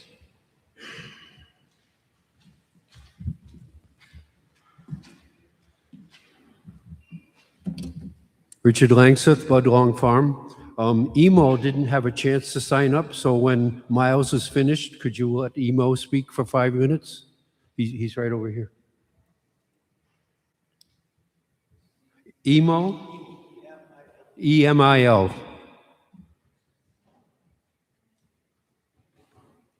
So my clock is starting now, Lynn, right? My clock is starting now? Okay. E.B. Howe, the president of the Buttonwood Beach Association, appeared before the council and urged that the body take over the highway leading from Budlong's Corner to the Buttonwood Station, which was also the post office in Buttonwoods. He said that the taxpayers of Buttonwoods, mostly summer residents, paid taxes on property valued at $210,000. This was in 1915, and that all they received from the town was a few street lights. So there's been all these discussions over the years that the Buttonwood Beach Association has been a private entity, and it has never reached to the town council for approval of the roads or for work on the roads. That is just simply not true. This is an article that appeared in the Providence Journal in 1915 on April 15th. The CRMC has recently agreed that the Buttonwood Beach Association has dedicated the roads of Warwick to the public. There will be a hearing probably here at City Hall, maybe in September. We don't know when it's going to be. And at that hearing, the CRMC will state that the Buttonwood Beach Association dedicated the roads of Buttonwoods to the public. And then the comment period will be about use. Did the public use the roads? And I can assure you that the public has been using the roads of Buttonwoods for many, many years. In the 1880s, the federal government put a post office into Buttonwoods. There was a bridge from Buttonwoods to Oakland Beach where the people walked across the bridge and went to the post office at Buttonwoods to check to see if they had mail.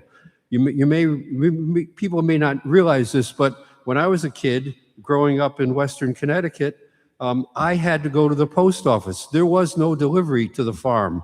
I had to go every day. I had to go to the post office and find out if I had any mail. That was also true at Buttonwoods and much of Warwick, all of Warwick before 1860. And until 1947, much of Warwick was serviced by post offices. People went to the post office to get their mail.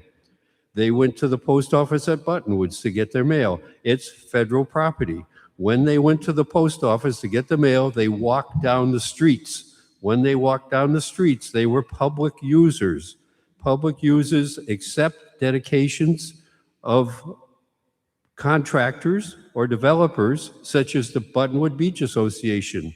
The Buttonwood Beach Association said, we dedicate the roads to the public because that's the way we can sell lots. If there are no streets, you can't sell lots. Okay, they did that. Now, 120 years later, the CRMC has found that, yes, they did dedicate these roads to the public. So all I need to do amongst the people in Warwick is find out if anybody has ever walked down that road. And if you've walked down that road, I suggest you come to the hearing and you tell the CRMC and you tell the city of Warwick and the state of Rhode Island and the Buttonwood Beach Association, yes, I walked down that road that you dedicated to the public. I accept that dedication. This is very important, and this is going to happen. And more and more and more is going to happen. I just can't believe that the mayor went on social media. The mayor went on social media and he said that Buttonwoods is private. He received over 200 comments on the Facebook page, Saving Rhode Island Coastal Access, saying, what are you doing? Why would the mayor of Warwick say that the roads are private? One minute, Mr. Langseth. Does he have a vested interest in this or something? We really need to straighten out a lot of things in Warwick, okay, including the minutes of the meetings. You need to approve the minutes the next meeting. You don't wait 4 months. But this one is really important, and I appreciate your time. Thank you. And then, Miles, you're going to be after this guy here. He's going to come up. All right, next up.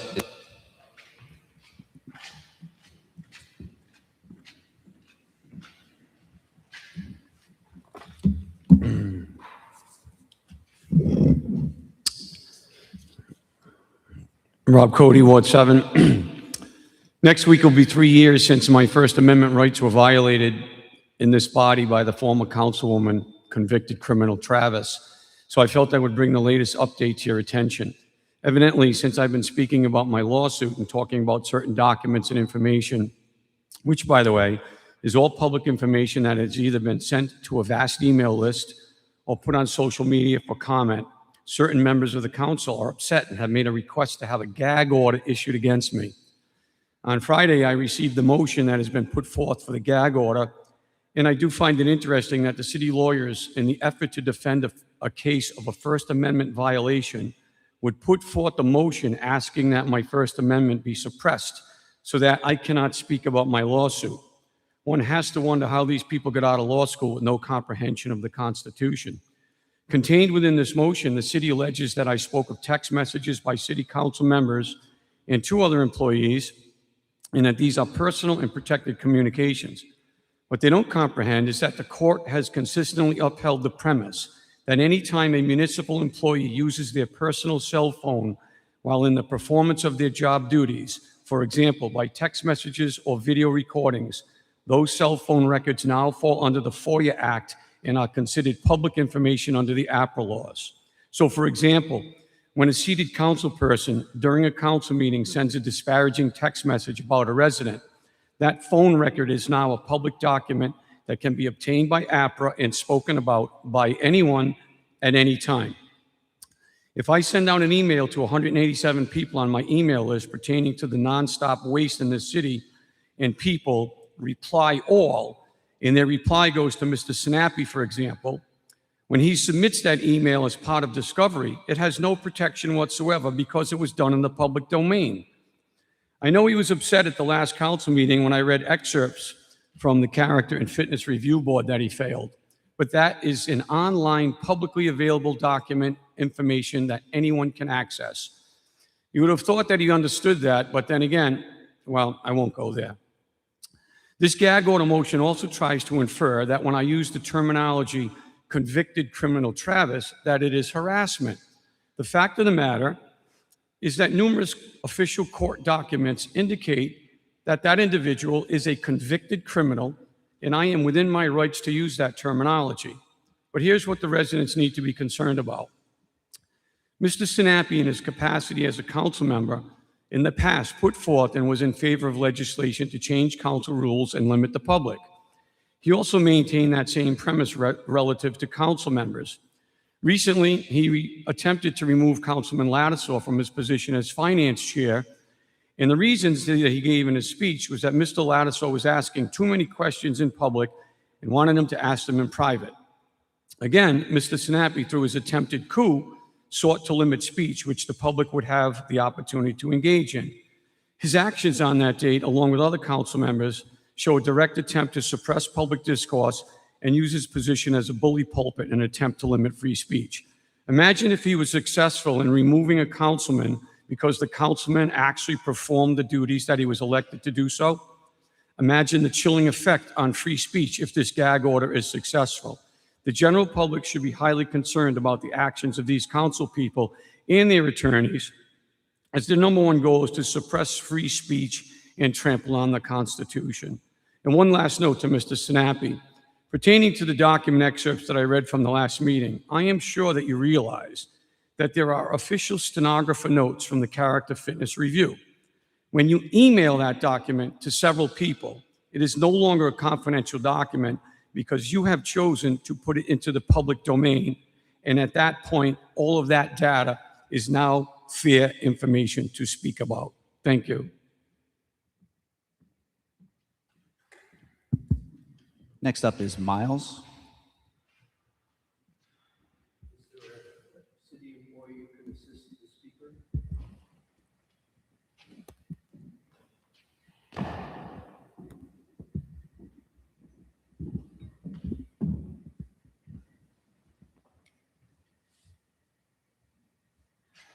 How you doing? Thank you very much. Miles Brown, husband, advocate, and future councilman. Also out in 2028. So I would like to say with the camping ordinance that I would make it my mission, as an advocate, in order for these homeless individuals to get a respite of some kind in Warwick. Thank you very much. And then next up is email. I apologize if I'm butchering that. When you get up, just please state your full name for the clerk. My name is Emil Joseph Vermette III. I reside at 22 Bourbon Place in Warwick, and I'm here to talk about what's going on with Aldridge. I've been living in my house since 1970. I was 4 years old. My dad bought it. He worked 2 jobs to get us out of the city. What I see going on in Warwick, I find kind of horrifying, the way our taxes are going up. I was just talking to Jerry Murix yesterday. I said, for the last 2 or 3 years now, I used to be able to pay my taxes, my house, and my car insurance all at once. Now I'm paying the insurance every month and the taxes quarterly. I just can't afford to come up with $11,000. I'm also looking, I've never had great jobs until recently. I'll be lucky when I retire if I have a pension that might be about $1,000 a month, which is only $225 a week, except on a 5-week month. And right now, if I was to have that pension, all that does is pay taxes and insurance and nothing else. I look at all these hotels going up, and I'm looking like, all right, the city's making money. Where's my tax break? And in Aldridge, I do not want to see any housing units go in there as far as multi-housing units. Single families, I'd be fine with. I don't want to see a strip mall go in there.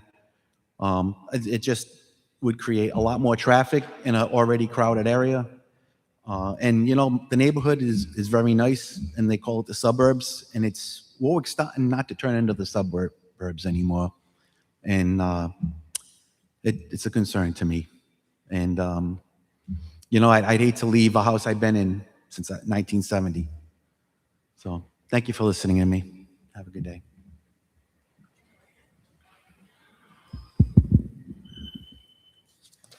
All right, that concludes public comment.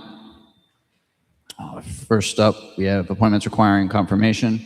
Board of Canvassers. This is for Judge Gerstenblatt. Intergovernmental. Thank you, Council President. Committee recommended favorable action. For action, normally we'd be asking Councilman Gephardt, so Councilman Napa. Motion to move favorable action on appointment. Second. Seconded. Any further discussion? Councilman Muto and Councilman Lattiser. Any further discussion? All right. Seeing none, clerk will call the roll. Yes. Mr. DeLuise? Yes. Mr. Foley? Yes. Mr. Kirby? Yes. Mr. Lattiser? Yes. Mr. Muto? Yes. Mr. Napa? Yes. Mr. Riggs? Yes. 8 yes. Appointment passes. All right, given that we have the stenographer here, is there any objection to jumping to PCO 23-2026 for the public hearing? All right, seeing none, we'll leapfrog there. So PCO 23-2026, an ordinance amending the zoning ordinances of the City of Warwick. City of Warwick applicant 771 Post Road Assessors Plat 288 Lot 59. This was docketed on behalf of the administration.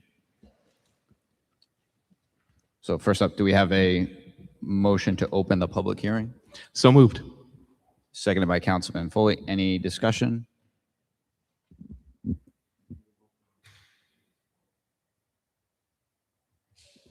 All right. Clerk, please call the roll on the motion. Yes.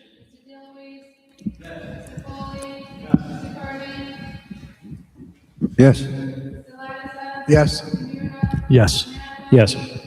Yes. All right, so first up is the applicant. So City of Warwick.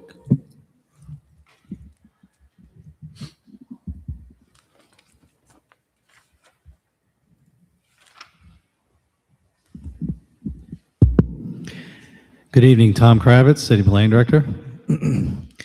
I'm here to present to you and answer questions about the positive advisory opinion the Planning Board has forwarded to the Council about the productive reuse of this property. Just to bring everyone up to speed, because some time has gone by, of course, since the city bid this project out several years ago now. We selected Wind Development. They were the high bidder. Their intention was to construct affordable housing and reuse the building. Several years have gone by, 2 of which resulted in unsuccessful obtainment of low-income housing tax credits to help subsidize their pro forma to build out that building.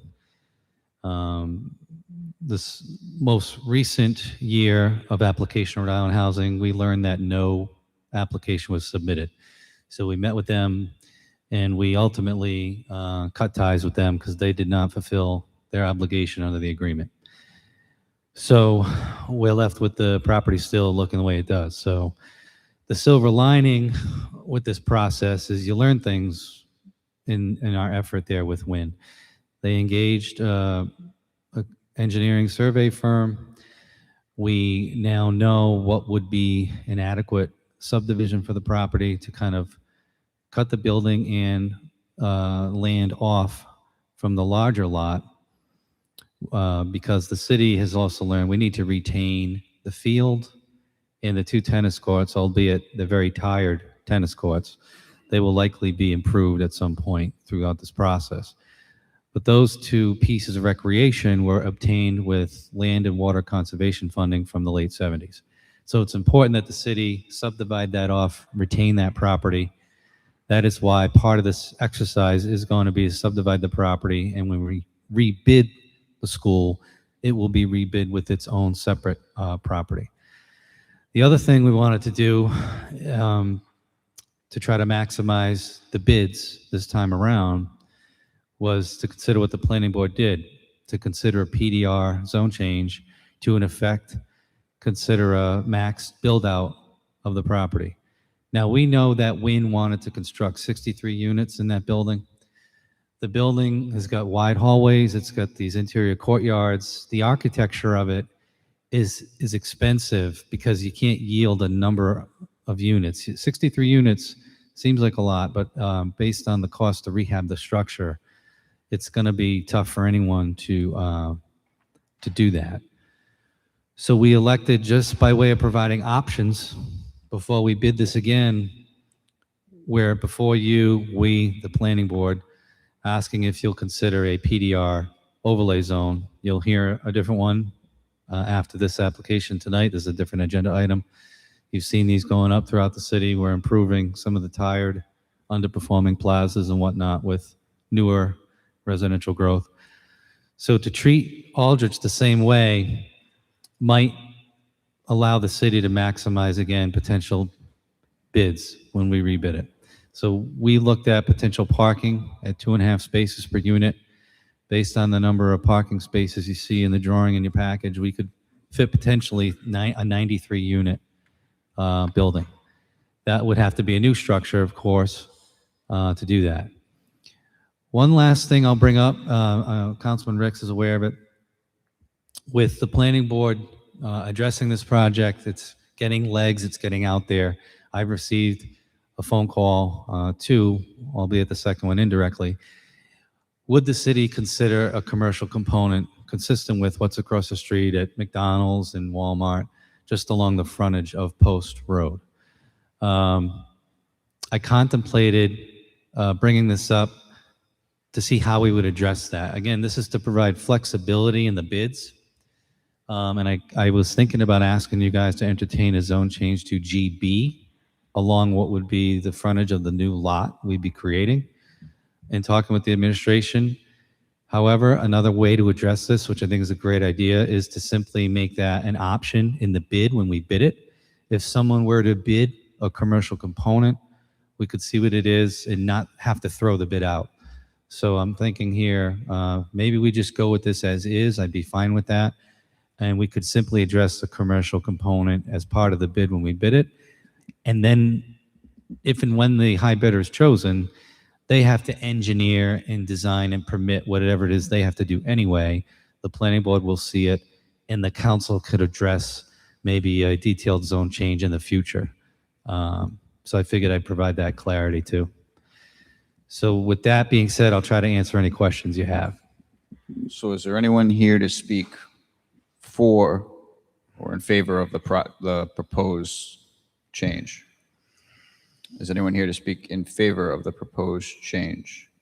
Is anyone here to speak in favor of the proposed change? Is anyone here to speak against the proposed change? Is anyone here to speak against the proposed change? Just go on up to the mic and just state your full name, and then you have at it.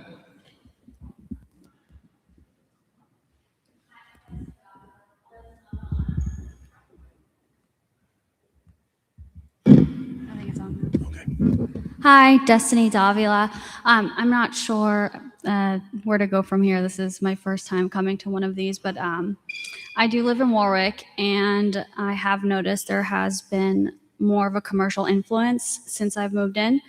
I also work in lending, and I understand that things can change very quickly in investor appetite. I think it'll be very difficult for us when it's time to sell our homes if we continue going down this path. So that is... I'm definitely not in favor of this, especially with it being in front of a Walmart and McDonald's. I think that's plenty enough. We have auto shops maybe a mile down the road. It doesn't feel very residential when it gets that way, so that's what I have to say. Thank you. Next up, just make sure you state your full name. Hi, I'm Scott Costa. I live Parkview Ave, right next to Aldrich. it's a nice neighborhood, as has been stated. No one wants to see a 3-story, 93-unit tenement house in their neighborhood. This doesn't fit in with the neighborhood. The city planner said he was going to tell us the benefits of this, but he hasn't mentioned any benefits to this project except moving forward with getting rid of a piece of property. If you that want, the city you can owns. ask him if there are any benefits that he's aware of. You can outright ask. My response would simply be, we're trying to maximize tax revenue while also looking at what's existing on the property, and a new 3-story building, frankly, fits nearly within the footprint of what's there. Again, it doesn't fit in with the neighborhood, and there's no benefit. The city councilman told us yesterday that residential properties actually lose money for the city. They don't make money. So 93 units, you're losing money, driving property values down, losing money from the other properties around it. It seems like a lose-lose here. Thank you.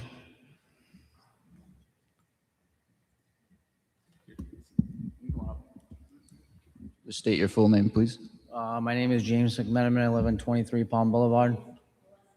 McMenamin. This sounds like a horrible idea for my neighborhood. I don't know why you would want to add more commercial property down there with more traffic and impact on the neighborhood. I think there's already plenty with the Super Walmart across the street, with McDonald's. Nobody in the neighborhood wants this at all. I think I speak for at least all of my neighbors who live directly next to it. Just so the record's clear, when you're saying nobody wants this, do you mean the proposal, or do you mean the idea that's not part of the idea of proposal having any about more commercial? use of that property. That building is beautiful. It should have been rehabbed already, but the city dropped the ball on it a few times. It should have been a charter school, but that didn't happen. That's what the neighborhood wants. We don't want to see a beautiful old building torn down for a ugly new strip mall or some kind of storage facility place or U-Haul or something like that. It sounds awful. It will look awful. It will decrease our property value. It's bad enough to see where it is because that school should be beautiful. You could make it into a beautiful condo unit. 63 sounds like plenty to me. If the city loses money, well, you guys are good at doing that anyway, so it's nothing new. It doesn't really impact me any. My taxes will go up regardless, as they always have and will continue to go up forever. This is not like some way of trying to cash out all of the issues the city has. It's just a bad idea for our neighborhood. Thank you.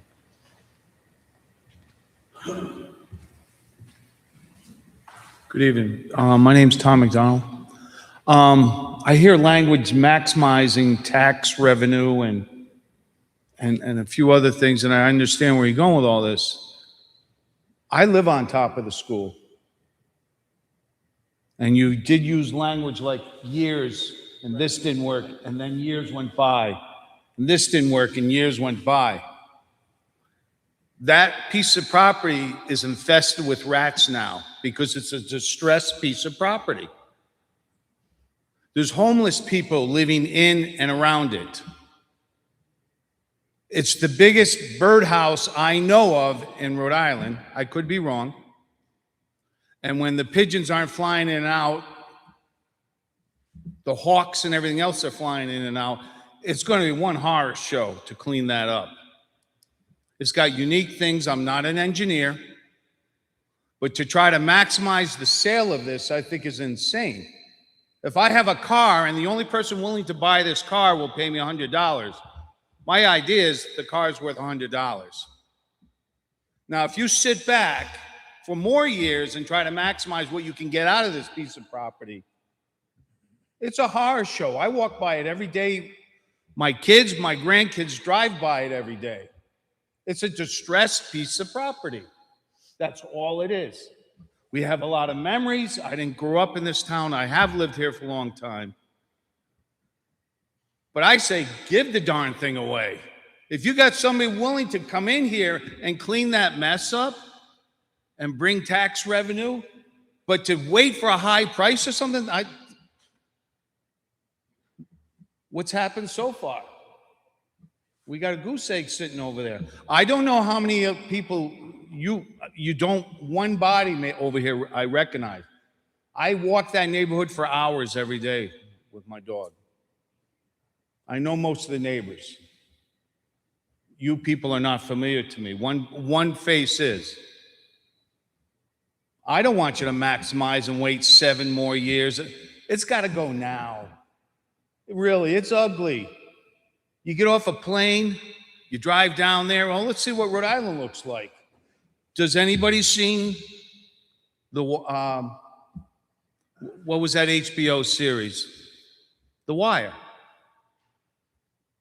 That's all it ever remembers. The Sopranos was most important, and then there was The Wire. And what was that shown? That building had full of bodies, dead bodies with lime all over it. And that's the only thing I see. I thank you for the last couple of years. Somebody has decided to start cutting the grass again, and the bags from Walmart aren't sticking on all the trees and branches anymore. This is my neighborhood. This is what I've grown up with. This is where my children have grown. To watch this. Last night I came back from wherever I went with my wife. We're driving down the street. As soon as I pull over near the fire station, rat running right across the street. Happy 4th of July. This is what that piece of property has created. And because it is distressed, the local juveniles, I was a juvenile, I'll admit it, they go in there, they try to break the doors open, this and that and everything else. Everything's smashed.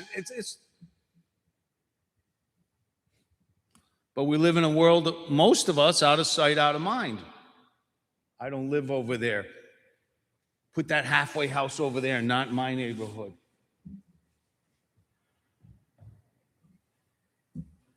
Give the darn thing away. If somebody's willing to fix it and take a black eye out of this town, then God bless them, let them go for it. It's going to be a mess to clean that thing up. Then I get rid of the rats. The ground over there, it's all chewed up. The fire trucks go through there. It's got to hurt their suspension. It goes on and on and on. I don't know what to say. Get rid of the darn mess. It's been sitting there for, I don't know. You know better than I do. I got tired. It's got to go. One way or another, it's got to go. If nobody will buy it, then give it to somebody who will. It's going to take a lot of money to invest in that. We know that. So if you got to pay top dollar for a piece of property and then invest in it, but if you give it at a low ball price, if I can only sell my car for $100, that's what my car is worth. If you're going to sit around here and wait till that thing becomes a top dollar and somebody's willing to come in on it, then I'll die before that mess is cleaned up. I prefer not to sit on top of a mess. This was a nice neighborhood at one time. We came here for the school systems. If you'll notice, the schools are disappearing in my neighborhood. Property values go down when schools go away. We used to be proud of that place over there. Now it's an eyesore. Not in my neighborhood. I'm not too worried about it. Thank you.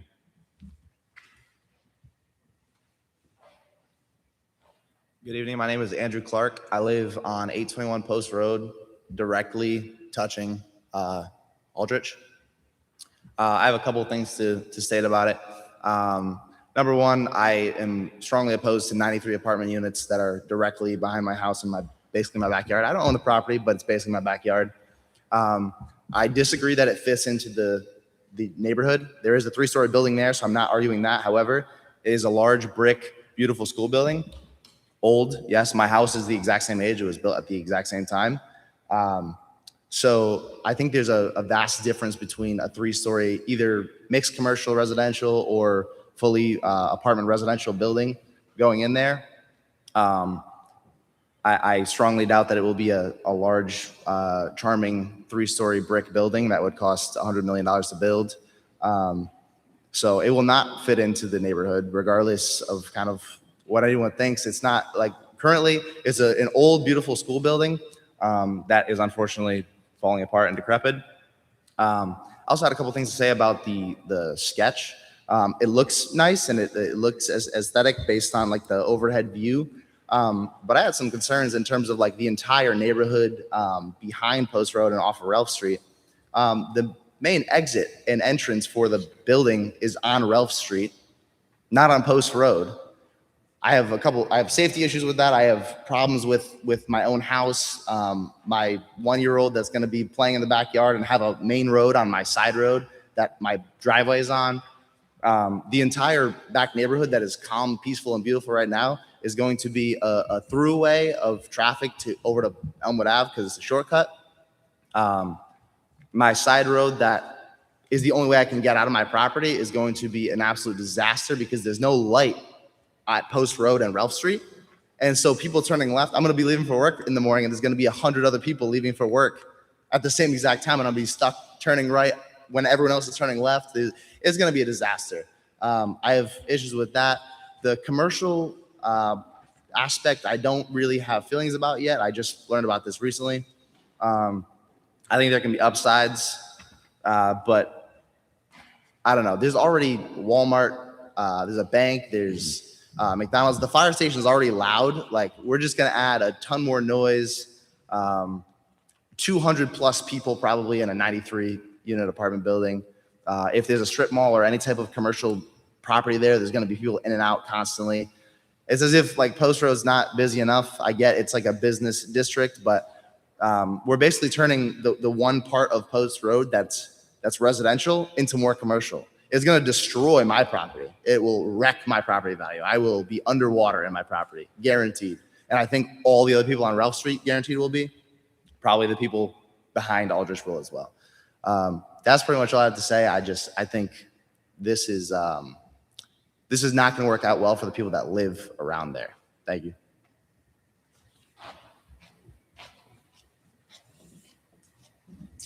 Good evening. My name is Heather Viveris Murphy.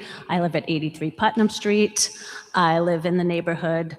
I have raised 4 children in this neighborhood and in the process watched the decline and the closings of our schools. My children were in the schools when they were getting closed and then ultimately shipped off to vets across the town, across the city. I do walk my dogs, as the other gentleman mentioned, several days a week. I do walk through the Aldrich property, and I also want to concur with the last speaker, everything that he just said.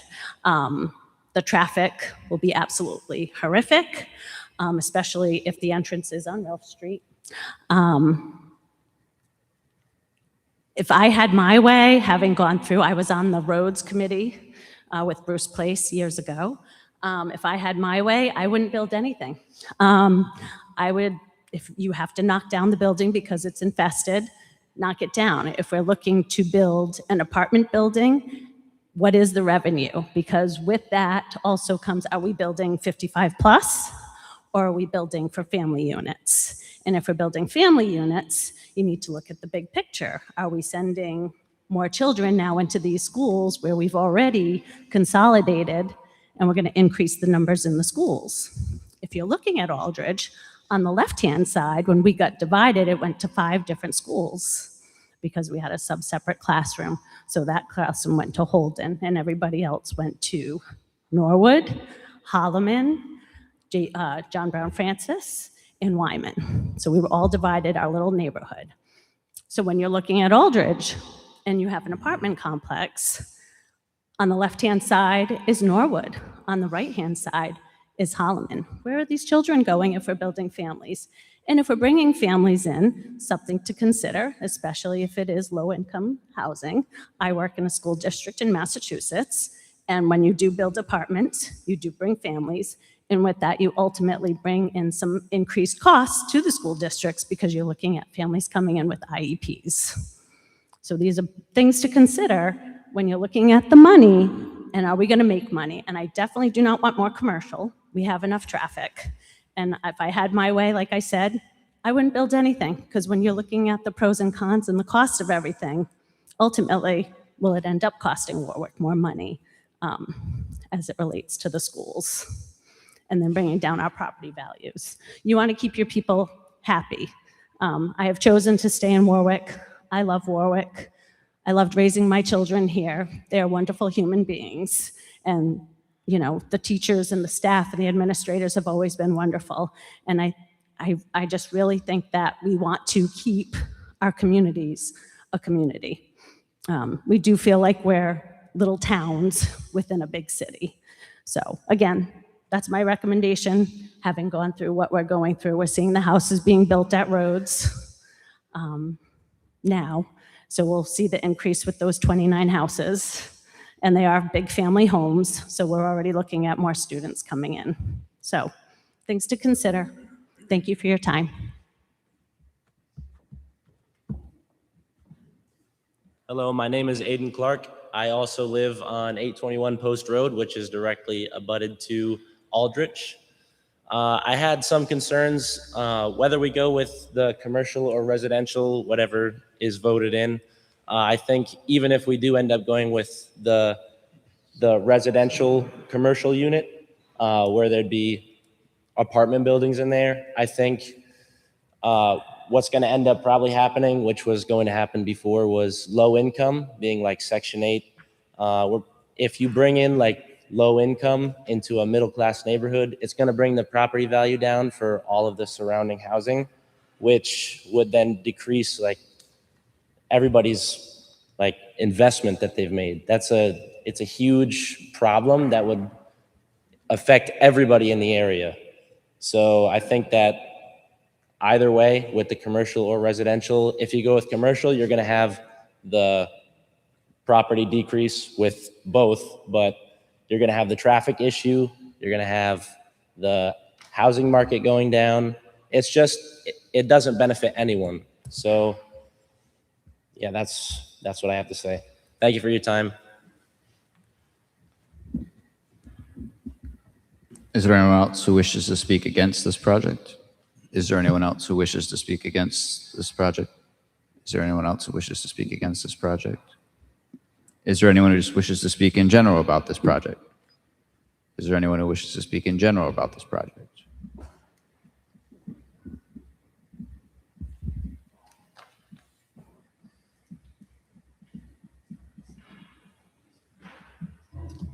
Generally, it's my name is Stuart Wilson. I live at 67 North Country Club Drive, and I know Aldrich only by driving by it, but it's really sad to see the state of it. And I want to point out that these are the costs that, unfortunately, we are now looking at when we close schools. And a school does a lot more than just educate kids, right? When it's open, it adds value to the whole neighborhood. And when you take it away, I might think about what you do with an empty school, but not everybody does, because it's not as easy as we want to make it out to seem.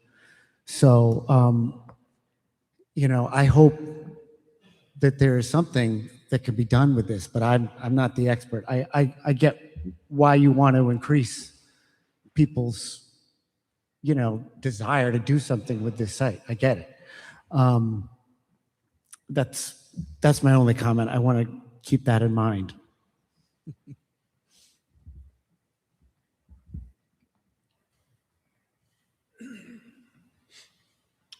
Good evening. My name is Bill Krozik. My wife and I have lived in Warwick for over 40 years, raised our children here. We live just down the road from Aldridge on Wendell Ave. And I wonder if the council has considered, within a couple of 100 yards, there's 3 traffic lights there. Traffic going into the Walmart, the various stores around, it's a nightmare. And if you add, how many cars, sir? Will be 90, the potential max build out could afford 93 units. So if there's 90. 2 cars per unit, yeah. If there's a couple 100 cars coming out of there in the height of the day, especially the morning, it's very, very bad. There's been a number of very serious accidents there, not too in the distant future, in the distant past. So I wondered if you considered that. It's hard for us now, the older we get, obviously, getting around with all this traffic, and it just keeps getting greater and greater. The Walmart especially, there's all kinds of cars pouring in and out of there all the time. So just consider the traffic situation, if you would, please. It would be a great hindrance to all the neighborhoods there. Is there anyone else who wishes to speak about this project in general? Is there anyone else who wishes to speak about this project in general? Is there anyone else who wishes to speak about this project in general? All right, seeing none, do we have a motion? Councilman Ricks? Move to close public comment. Seconded by Councilman Lattiser. Any further discussion? Seeing none, clerk will please call the roll. Yes. No. Oh, I'm sorry. In that case, yes.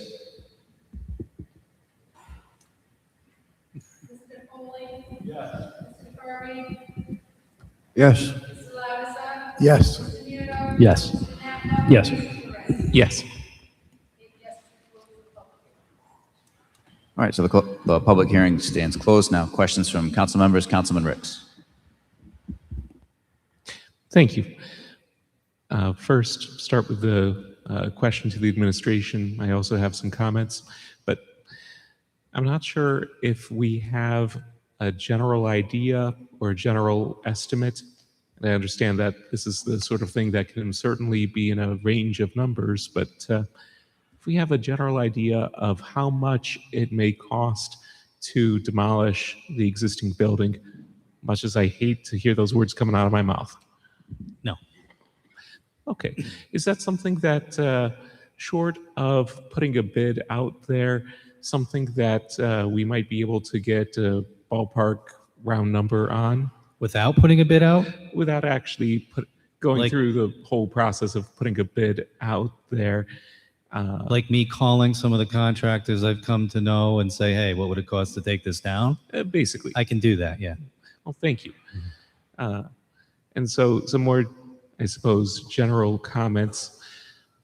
First, based on the comments that I heard when I had a very informal meeting session with neighbors yesterday, I literally put it out there with less than 2 days' notice, inviting neighbors, hey, I'll be at Aldrich for an hour on Sunday. Come on by, want to listen to your comments, and also, of course, invite neighbors to come on here to the city council meeting to give their comments. There were over 25 people who showed up yesterday, and yeah, this is a very good crowd here tonight from the neighbors. Really shows how important this is, exactly as I would expect it to be, something that's going to affect the neighborhood, affect their quality of life for a very long time. From the discussion yesterday, there were a lot of questions. There was certainly no consensus. I think that what's most appropriate for this meeting here tonight would be to hold this, and then in the meantime, have some more of those really in-depth conversations to make sure that we are building a consensus here. But before I get into further comments on that sort of thing, I don't want anyone to take this as any sort of criticism of the administration and this and its efforts here, especially you, the planning director, because this is something, this type of process where the city is actively putting something out there to try to make the property more likely to get bids for something that's suitable and appropriate for the neighborhood. I think that especially with this going out for bid for a third time, I think that that type of approach can be helpful here, because when this does go out to bid, we want to make sure that we're getting as many good bids as possible. So, I think that there may need to be some tweaks here. There may need to be some further in-depth conversations with neighbors, and I think that this coming in front of the city council is really going to help kick off those more detailed discussions in earnest and in depth. So without getting into great detail and repeating myself from what I put out there in an email to the neighbors, which if anybody wants me to forward that, feel free, just contact me. I can include you on this update list that I have. And over the years, that update list has grown to over 400 people, including, I think about 3/4 of them are really right there in the neighborhood. So good way to keep in touch with people, specifically on the Aldridge issues and the roads issues.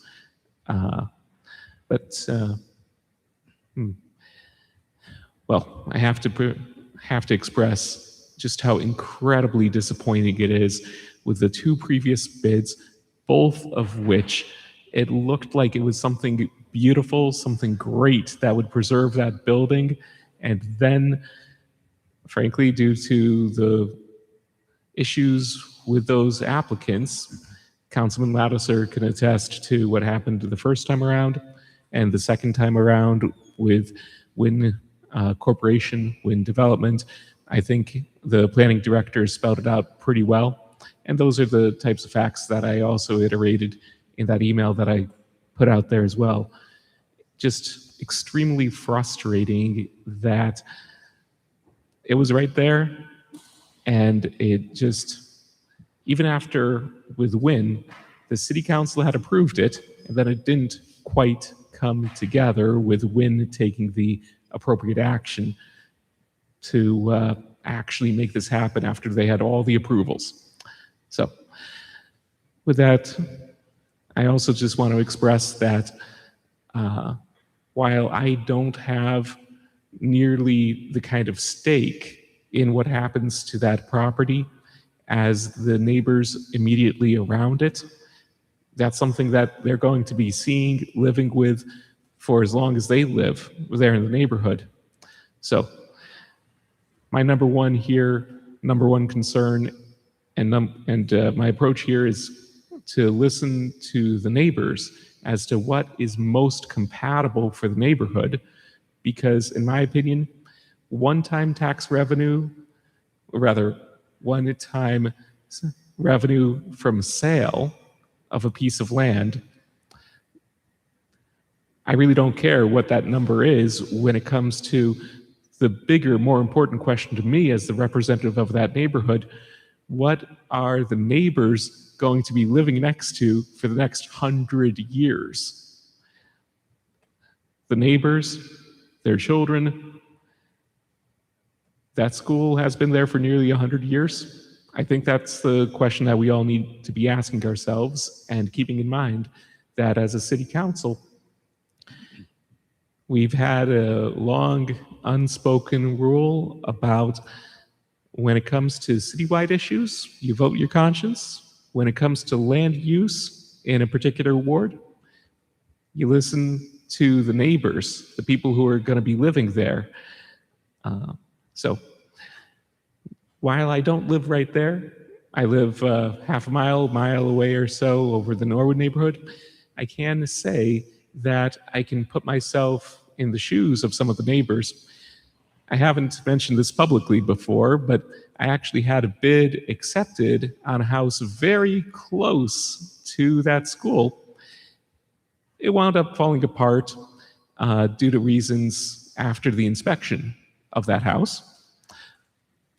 I won't say more on that, not here during the council meeting, but let's just say that based on that, I would have bought that house at that price based on the proposal that was on the table that I fully thought was going to go through at the time with Wynn.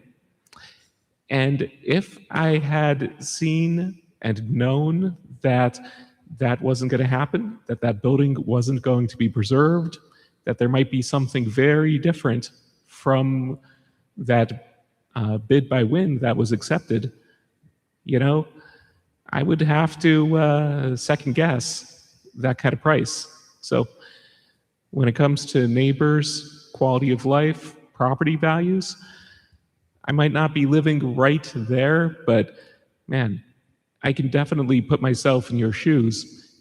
And so I want to make sure that the neighbors really have that opportunity, that we really hash out all of these details and make sure that this is done right, because, well, it's not ideal to put things off for a month and a half till the next council meeting to hold things up before going out to bid, but it's a lot better to wait that month and a half, make sure that we're getting this right, than to go forward and wind up in a position where, if we had made some tweaks here, if we had approached this a little bit of a different way, we would have, at the end of the day, perhaps a much better result for the neighbors that the neighbors are going to be living with for many, many, many years. You have about 45 seconds left. Thank you. I'll pretty much wrapped up there. I'd welcome any of the neighbors to, of course, contact me after the meeting as well.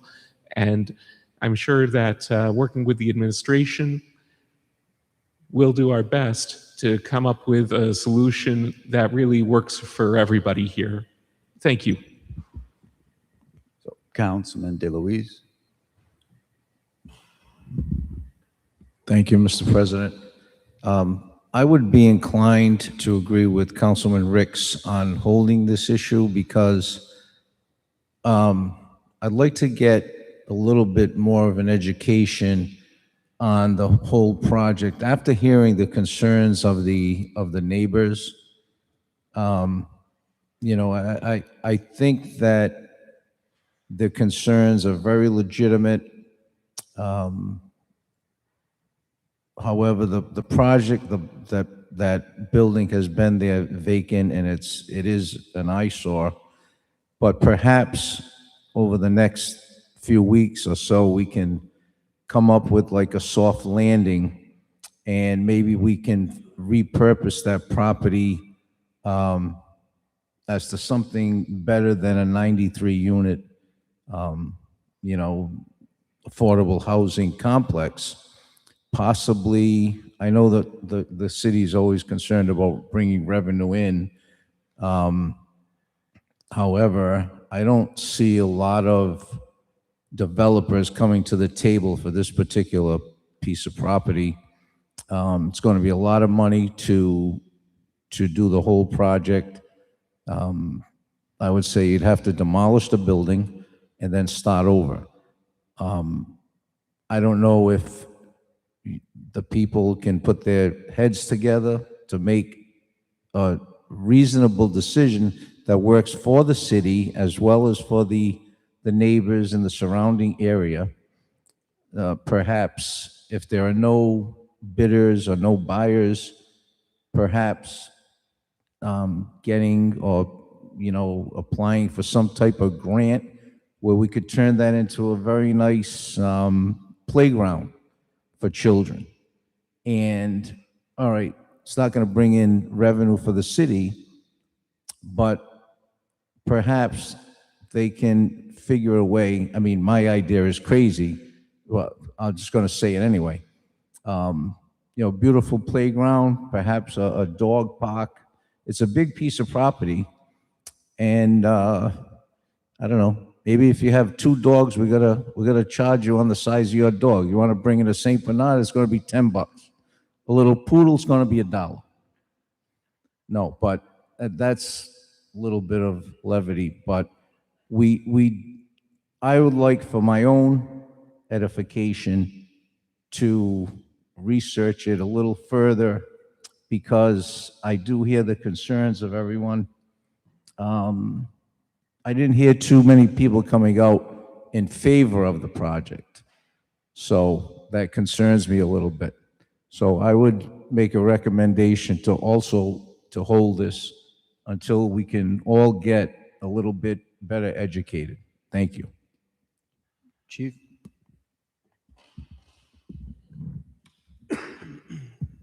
Bill Vicente, Chief of Staff to Mayor Picozzi. So one thing I just want to clear up right from the start. No one has mentioned this being affordable housing. So just put that out there. The city is not against affordable housing. We support affordable housing and a mixed use, mixed income development.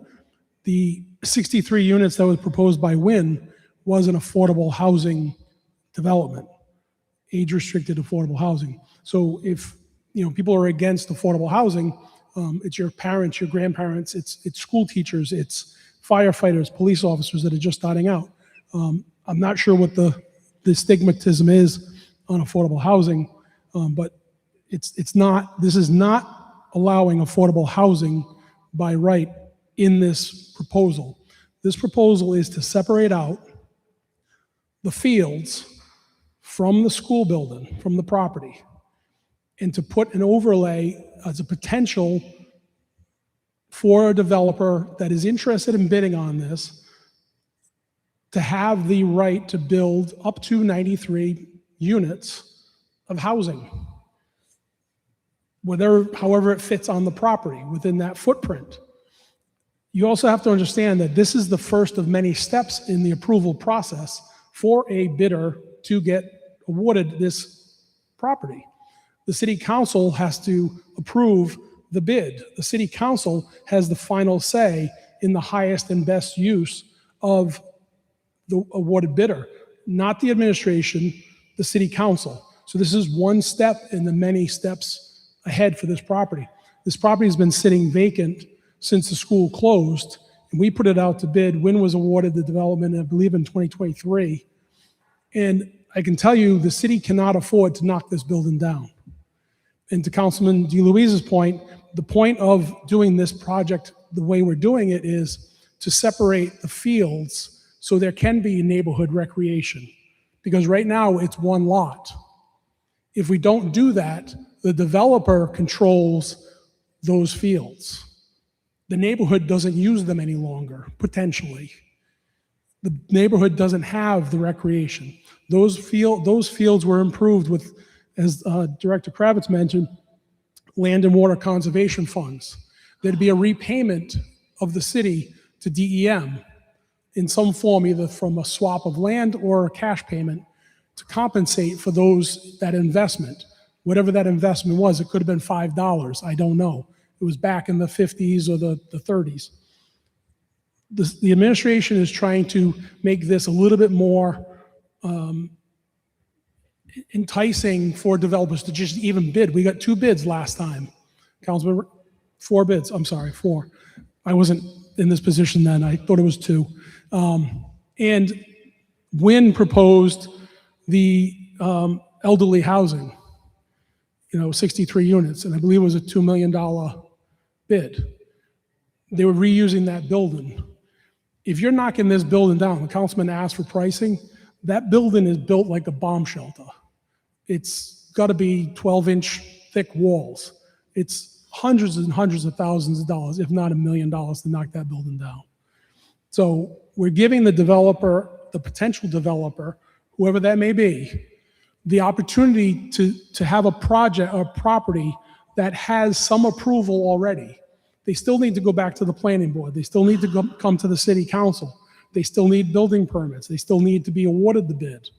So to continue to kick this can down the road, I understand there are people that are against it, but there's already been a residential development proposed there that was low-income housing, 63 units. In a similar footprint, we used what the other engineer firm did as a basis to come up with our subdivision. So, I just don't see the point in holding this for additional discussion. There's going to be additional discussion of the city council when we put this out to bid, whether the city council awards to the highest or the best. It can be the highest and the best user. It's not just about price. It's about how it fits in. That's why they went with the age-restricted, affordable component versus years ago, an assisted living, a charter school, and I can't remember the other one. There was another use. So that's what I'm just trying to make everyone understand, that we're trying to and make it a little bit more palatable for a developer to come and potentially invest money in a project that has some approvals, but not all of them. You're at like the 40-yard line. You're not at the 1-yard line. That's all. Councilman Lattiser. Thank you, Mr. President. First of all, I don't particularly appreciate the classification of affordable housing.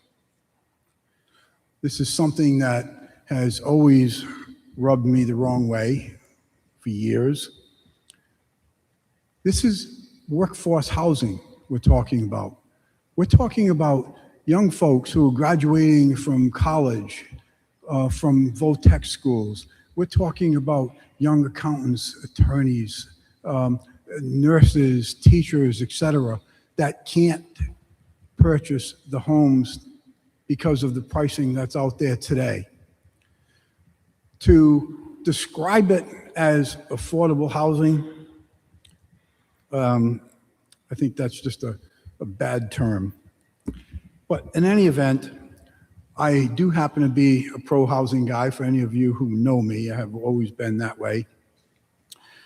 But I'm also concerned with recently, particularly in the past year or two, with the excessive amounts of applications that are coming before us for zoning changes.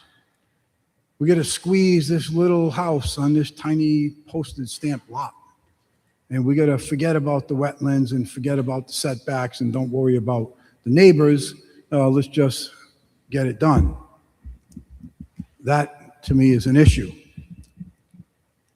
We talk about revenue, and you all hear me hollering about increased revenue. Let's increase revenue. The flip side of increasing revenue is reducing expenses. And if we reduce expenses, then maybe we're not going to have to be so desperate to make changes that are going to impact the lives of the folks living around these properties. A question to the chief, actually 2 questions to the chief. And I'll ask him as you're walking to the podium. One of them is, the first one, is there any discussions that have taken place or are taking place with any potential developers or buyers for this property? Director Kravitz mentioned that there is interest. There's no active discussions. Some developers have seen this publicly advertised, just like the residents here, and the councilman sent it out via Facebook or however else. They're on these platforms as well. They've expressed interest in the property, and they questioned whether there could be a commercial component. You know, and just so you know, when Wynn was doing the development, their estimated cost for redevelopment of this building, I believe it was $800,000 and $900,000 per unit to create these units. So to reuse this building is a very expensive proposition. Chief, when you say $800 or $900, Thousand to develop those buildings. to redevelop Aldridge as was proposed by Wynn. $800,000 to $900,000. It was 47, Director Kravitz just mentioned, it was $47,250,000 investment that Wynn was proposing to make by reusing this building. Okay.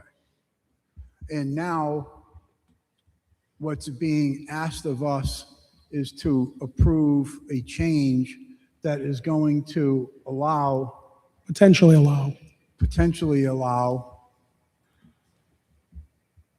well, if this gets approved, it could allow, okay, yeah, potentially. right, exactly. I mean, the developer would have to ask for the 93 units. Okay, potentially allow. Commercial is not on the table. 31 of these units at 750 square feet apiece. Do you realize what 750 square feet of living facilities is? Yes, I do. I live in a 1,000 square foot house. Okay?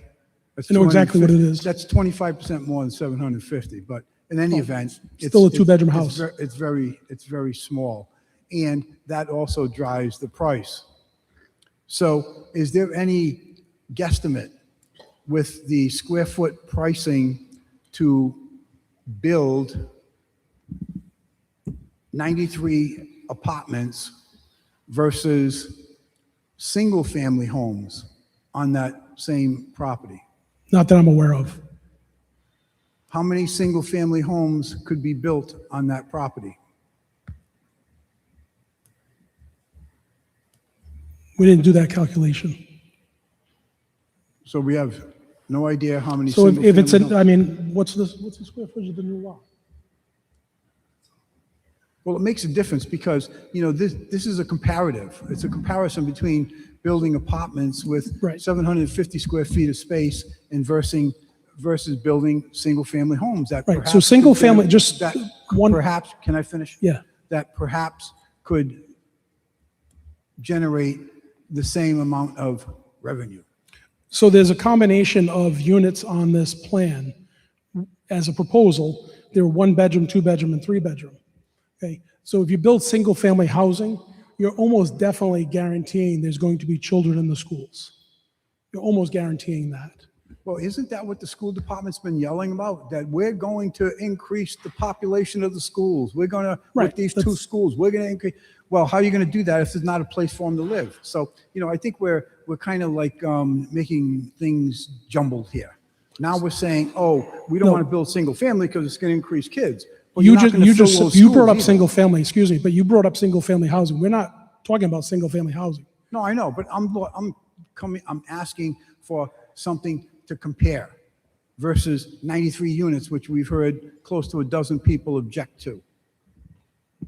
So that's why I'm asking. Is there any vision? Is there a vision for this property in value, in fitting in with the community, with the concern of the neighbors?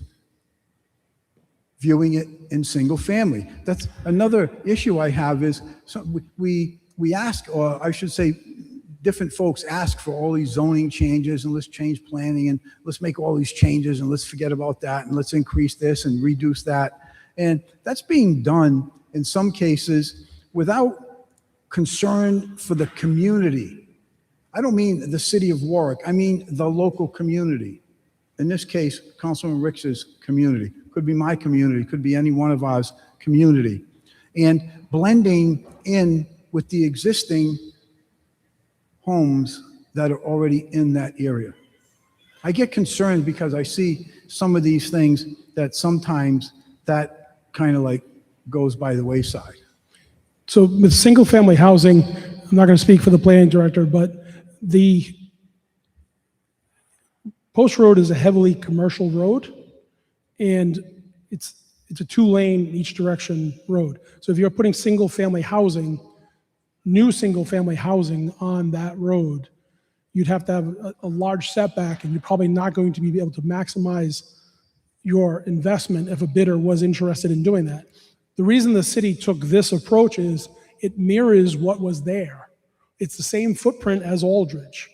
It's additional units because it's a new building, but it mirrors what was approved as the bidder submitted. This is not a new building that's taking up more land area than the school takes up now. This mirrors what was proposed by Wynn in the same footprint. That's why we are proposing this. If a developer comes in and says, you know what, I want to do 12 single-family houses, and they offer $3 million for the property, the council has the right to approve that. We're not locked into the 93 units of a PDR. That's just the overlaid zoning on it that allows someone to do that if their cost estimates and their financials dictate that. I mean, there might be one person, Taylor Swift might want to build a brand new house on Post Road. Sure. For her and Travis Kelce.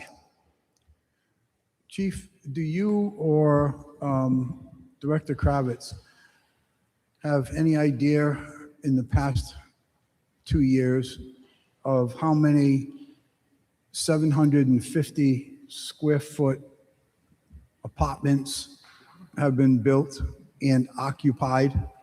You can build all you want, but it doesn't count till they're occupied. Do So we have any idea? the reuse of the Sheridan Hotel, I'm sorry? the Sheridan on Post Road. That's one of them. They've broken ground on Michael Integlia's property, Skydra, or Sky City. There's proposals for in back of the old Residence Inn. So we have about 1,000 permits of residential housing. Most of the units that are being built on the commercial corridors, Post Road, Jefferson Boulevard, are smaller apartments for workforce housing, as you mentioned, Okay. or affordable housing. 750 square foot units? 750 square feet is not a small house. Maybe it is for you, but like I said, I bought my house in 1999, and it's upstairs and downstairs, 1,200 square feet of living areas, 2 bedrooms. My wife and 2 kids live in it perfectly. Yeah, I'm familiar with the size. Our first house in Warwick with 2 children was about 950 square feet. Right. So I'm familiar with the size. So 750 Okay. square feet is a decent size house or living space for someone that needs housing. You know, everyone's heard that there's a housing crisis in the state of Rhode Island. Speaker Sakachi mentioned it, former Speaker Sakachi mentioned it. Governor McKee has mentioned it. Candidate Folks has mentioned it. Everyone's mentioned there's a housing crisis. We're trying to help build the housing to house not just the elderly, not just families, but the new families starting out, the graduates of high school. My kids will probably not be able to move out of my house for a long time because they can't afford to buy a house. Sure. Housing values are not going down. This is not going to cause your housing value to go down. Housing values are going up. And that wasn't my suggestion. What I asked was how many units have sold with 750 square feet. And by the way, Not sold, they're rented. I understand that they're sold or rented. I understand that there's a need for smaller apartments, smaller housing. I understand that. My point is you can build all of them that you want, but if you can't rent them and you can't sell them, then what happens? I believe That's Alta just my is about question. 86% occupied. I believe the Sheridan is almost 90 or 100% occupied. And those are all 1 bedroom, 2 bedroom, and 3 bedroom Great. apartments. Okay, good. Those are Thank the you. ones that have been built so far. That's all I have for now. Thank you. And just so we're clear, 7 people came out to speak against the project. 2 came out to speak generally about the project. This is in reference to the comment that roughly a dozen people came out against it. And from my own ward, although I think the chief might have just mentioned it, Sparrow Point, which has had a wait list for some ungodly amount of time, those apartments aren't much bigger. And Shalom, which is similarly in high demand, are actually far smaller. At least, well, actually, possibly all of them at the 500 and change mark. That's not to say that this project's a good or a bad idea, pointing out facts based on my own ward. Councilman Vito? Thank you, Mr. President. I just have a more clarifying questions, Director. Yeah. So what does the city use as a criteria for highest and best use of a property? That would be defined in the standard uniform appraisal definition. So it's a financial metric? I guess for the most part. Okay. Chief, did you have something to add to highest and best use? I heard you whisper. No, I was asking the technician if he had more batteries. Okay. So are there any other community metrics that planning does? Because your job is more than just zoning and building permits and building. There's a master use agreement for the city of Warwick. Am I correct? Comprehensive plan, you mean, Comprehensive maybe? plan, Yeah. yep. Yeah, right. When this comes, ultimately, when this comes before the planning board, that's when that will be put together, that record with public input, examination of the comprehensive plan, multiple hearings. This effort here tonight does nothing. It doesn't bind the city to a thing except give us a potential high ceiling to drive up the bids. One of the developers I talked to said, can I just put a bid in and put single family there? I said, sure. So let me argue the other side here is we're changing, we're proposing or changing this zoning to a higher density zoning. Is by doing that, are we leading the developers to that type of development, or is it just as beneficial to the city is to leave it open and see what people will bid with the contingency of zoning changes? Well, a little of both. You're sending a signal to the bidders that, oh, we're entertaining, more density with the PDR. But then the cost of this building to take it down, like I said, that one developer who's been developing in the city, he asked if single family was an option. Of course it is. Even if you change this to PDR, they could still propose single family. So, okay, so this goes to my next question. What other highest and best use options have been considered for this property? Such as, city space, such as open space, such as recreational space. Anything considered on that avenue?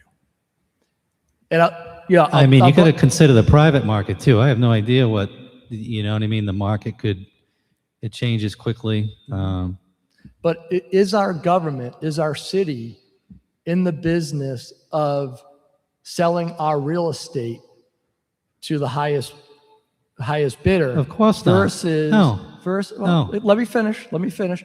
Versus looking at a comprehensive use plan and say, you know something? We have a shortage of recreational space based on the new growth of people coming into the population. All I'm asking is, have other options been considered besides a private development versus a municipal and public use? So that's number one. And number two is really just if we do this development, is there any consideration to offering, or will there be a need to offer the development tax breaks? The answer to that question, I think, would be no. And we're not doing a development. We're putting out the notion of a zone change that would increase density. It's not tied to anything. This is just a concept. Yeah. As far as studies being done to highest and best use, there's existing recreation there. We know we need to save that. That's important. There's the whole notion of even saving the historic building. There's a lot of people, I didn't hear from them maybe here tonight, but they love historic buildings and they want to do anything to save them. This didn't start tonight, right? This is an iteration years before I was hired here. A charter school was shot down for some reasons. I don't know why. You're building 2 new high schools. I think it's going to be tough to get a charter school put back in there. The competition in your own city, right? We were going to save the building with Wynn. That fell through. Let's see what happens. It's a process. It is a process, and I appreciate the process, but we've had 2 failed efforts. Looking forward, and I'll take it as that we haven't looked at any other best use options besides sale. Besides what? Sale, the sale of the property. Right. That would be accurate. That'd be accurate. So we're not considering other community impacts and benefits, such as recreational facilities. We can look at that. Okay. It depends what this body votes by a majority. So you're asking right now, I think I have one more follow-up question here. Looking at the maps here, we're looking at the plat and lot of 288-59 which encompasses the fire station, cell tower, Aldridge, and the recreational facility, recreational areas. That's the lot we're looking at to zone the entire area, to change that zoning. No, it'd be the one with the engine. It's entitled engineering sketch, if you will. Yep. So I don't. That's the one that depicts the minor subdivision that we think should happen regardless. That can happen. That doesn't require council approval to effectuate a minor subdivision. Have we already divided that? No. That's my question.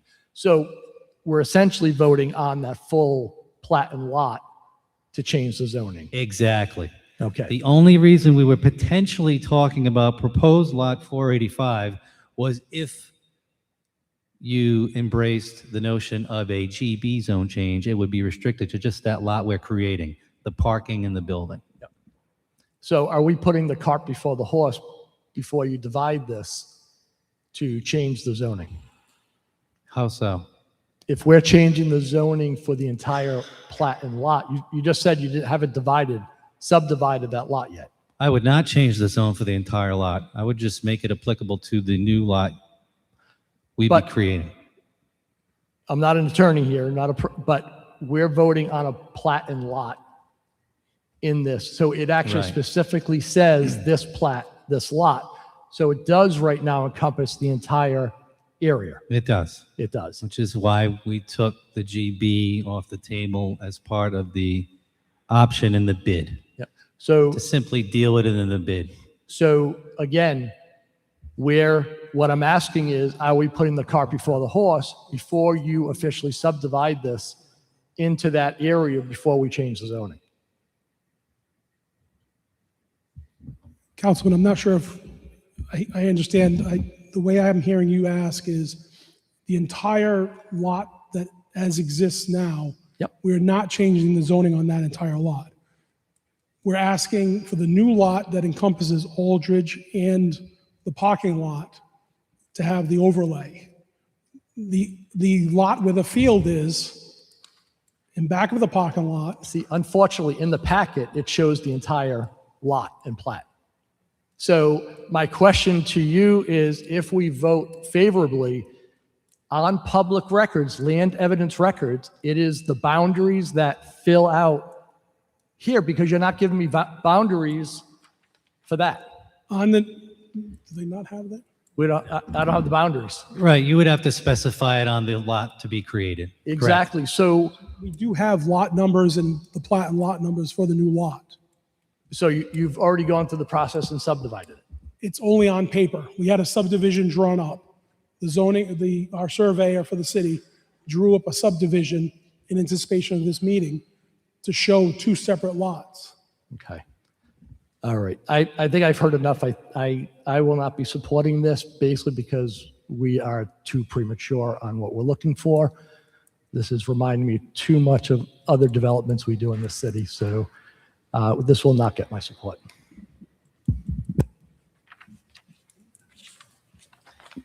All right. Before we go back to council members who have already spoken, is there anyone who hasn't spoken yet who wishes to do so? Councilman Napa. Thank you, Council President. Just some questions for the administration, either Director Kravitz or the chief, whoever can answer, just for my education so I can get my head wrapped around what it is we're actually going to be considering. So with the PDR overlay, can you explain to me, because I'm not afraid to admit that I don't really have a good understanding of what a PDR overlay is. I'm assuming someone else in here listening may not also understand what a PDR overlay is and what that would allow a potential builder to then petition the city council to do.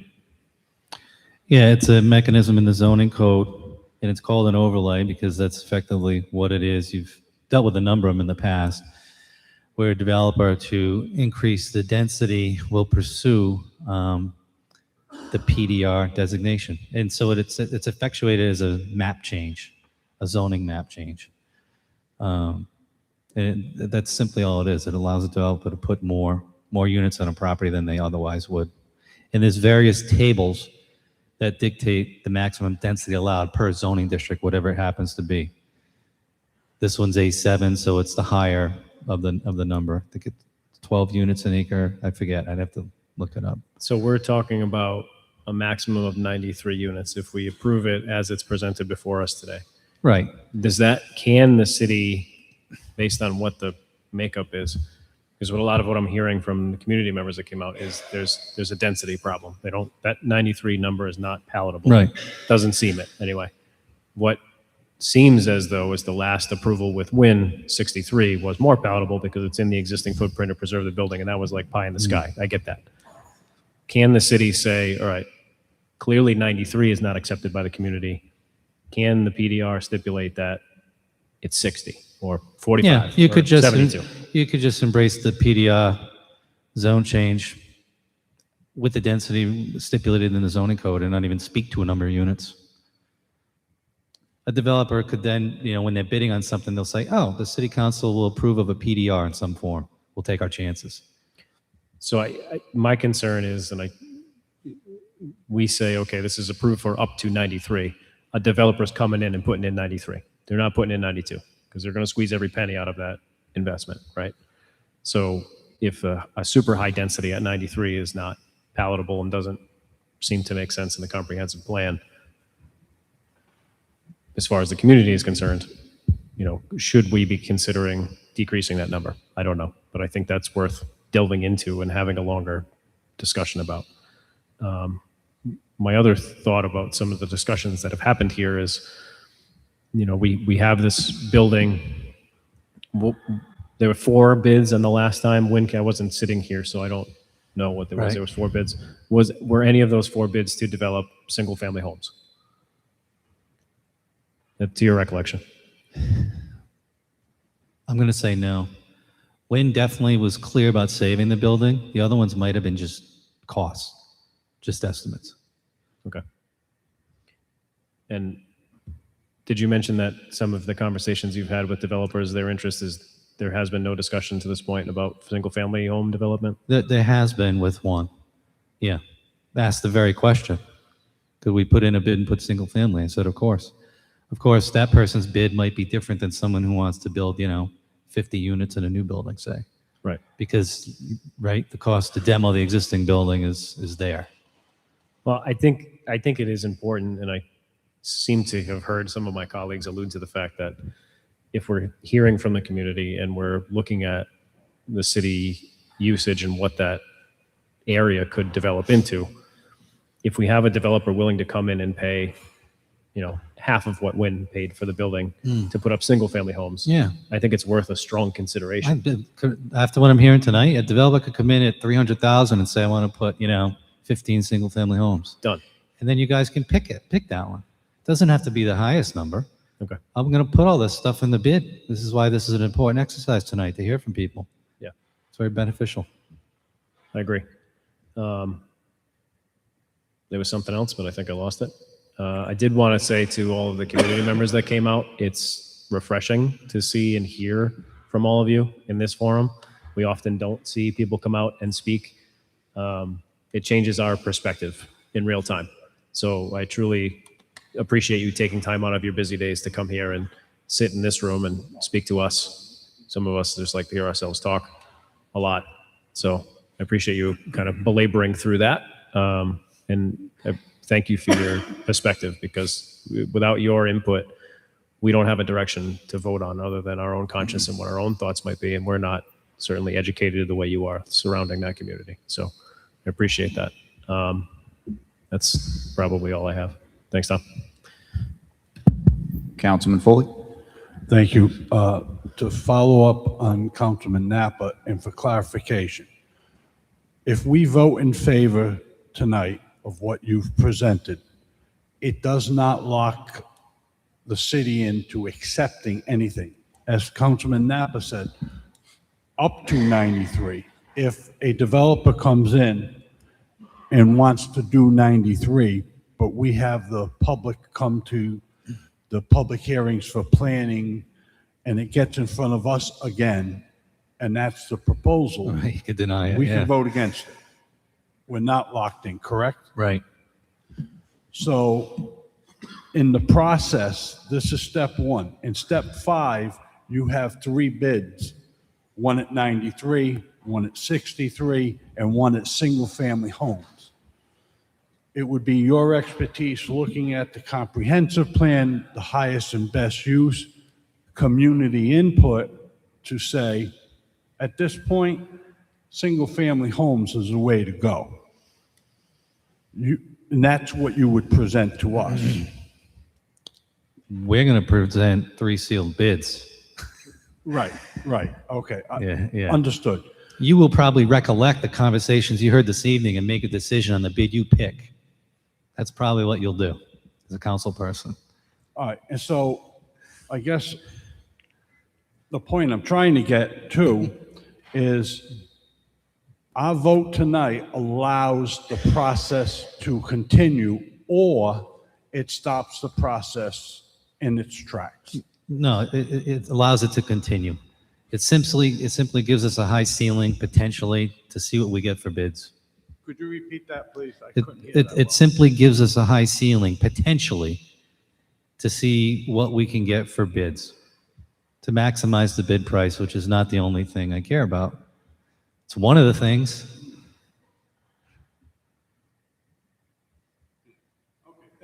All right.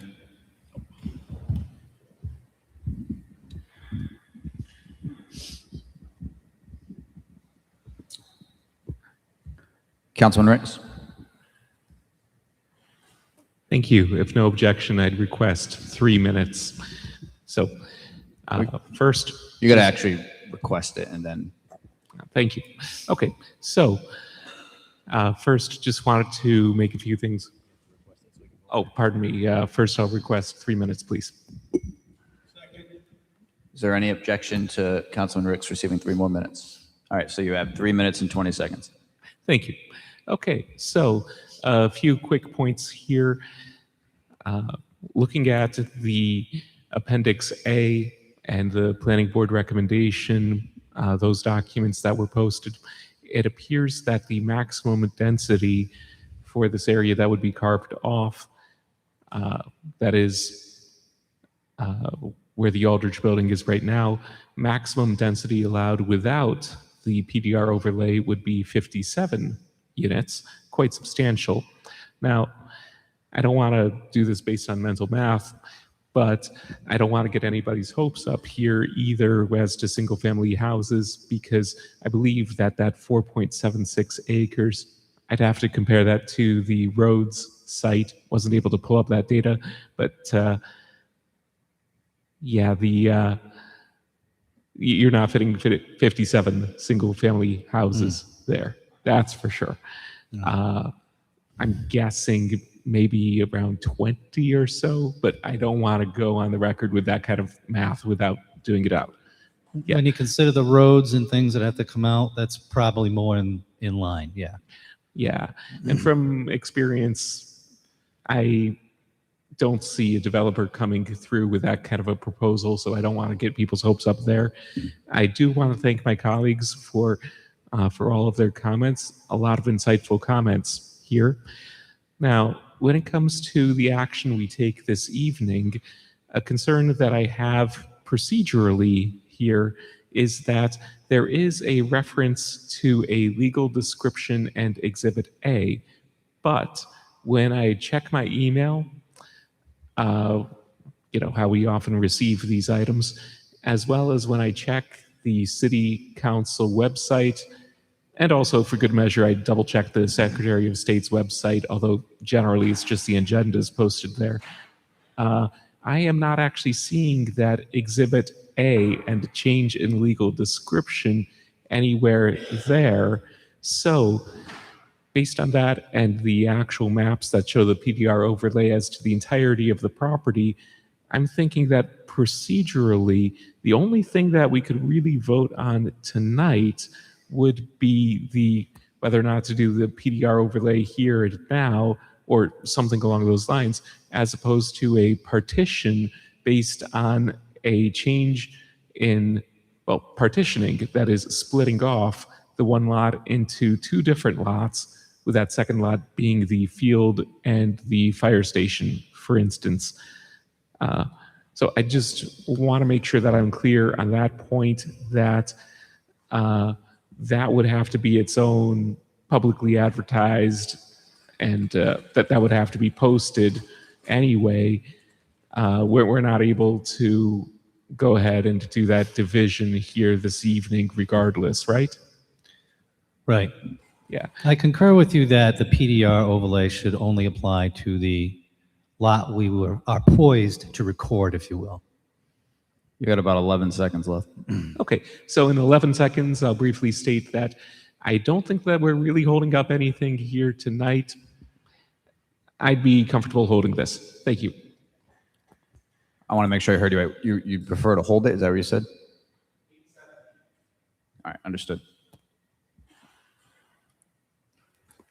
Councilman Napa? Yep, I remembered what I was going to ask. Relative to the recreational fields that exist now, the tennis courts, the baseball, the ball field, the baseball, softball, whatever it is, and the open space, is my understanding correct that the city, we have to split that off because of the restriction that's on there, the federal restriction? Yeah. So regardless of the PDR overlay, that has to be done. It needs to stay. So we shouldn't have actually disposed of that with the last bid. No. Right. So, okay. Oh, So you're we're- going to find a suitable replacement of equal size and acreage, and you Which just we don't don't have. find lots that big that No. city owns. So I just want to clear that up for anyone who was following that conversation train along, is it made it seem like it was like a horse trade, like, oh, we're preserving the space, but we have to. We should have done that in the last disposition of this property. Yeah, frankly, should have subdivided a long time ago. That's the most minor piece of this. No matter what we do in the future tonight, Yeah. whatever we do with that property, that recreational space is essentially It's staying going to be put. preserved. Okay. I just wanted to clear that up. Thanks, Tom. Yeah. All right, so my own 2 cents, as one gentleman from the public pointed out, that building is a derelict. It's just kind of a blight at this point. I'm not a big fan of the fact that the city is responsible currently for a blighted property, despite our best efforts to get rid of it one way or another. It's exorbitantly expensive to demo it, as we well know, and exorbitantly expensive to redevelop it. I'm similarly concerned about the density, because I know if this was my ward, I would be saying the same thing that Councilman Ricks is saying. In fact, this is a current topic somewhat in my ward already with Centerville Road. So the concerns seem well-founded. It sounds like, based on what I'm hearing tonight, that I suspect the will of the body would be to hold it. I obviously can't speak for everyone.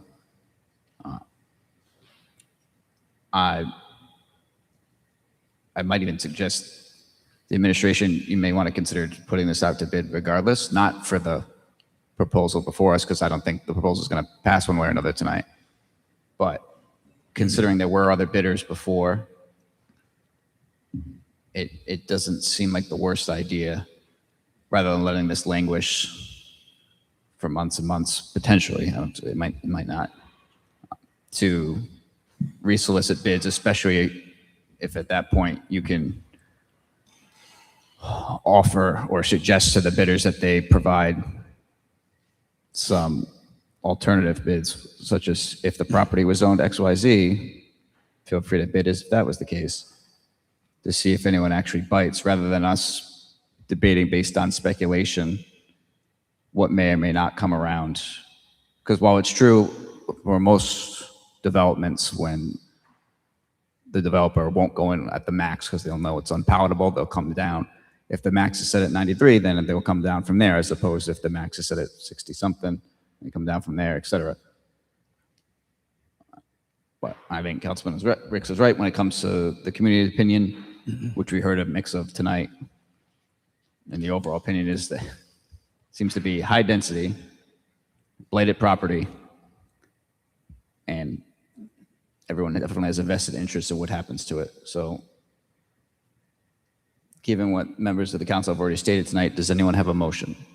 I yield to you on this one, Councilman Ricks. Move to hold August 17th. Second.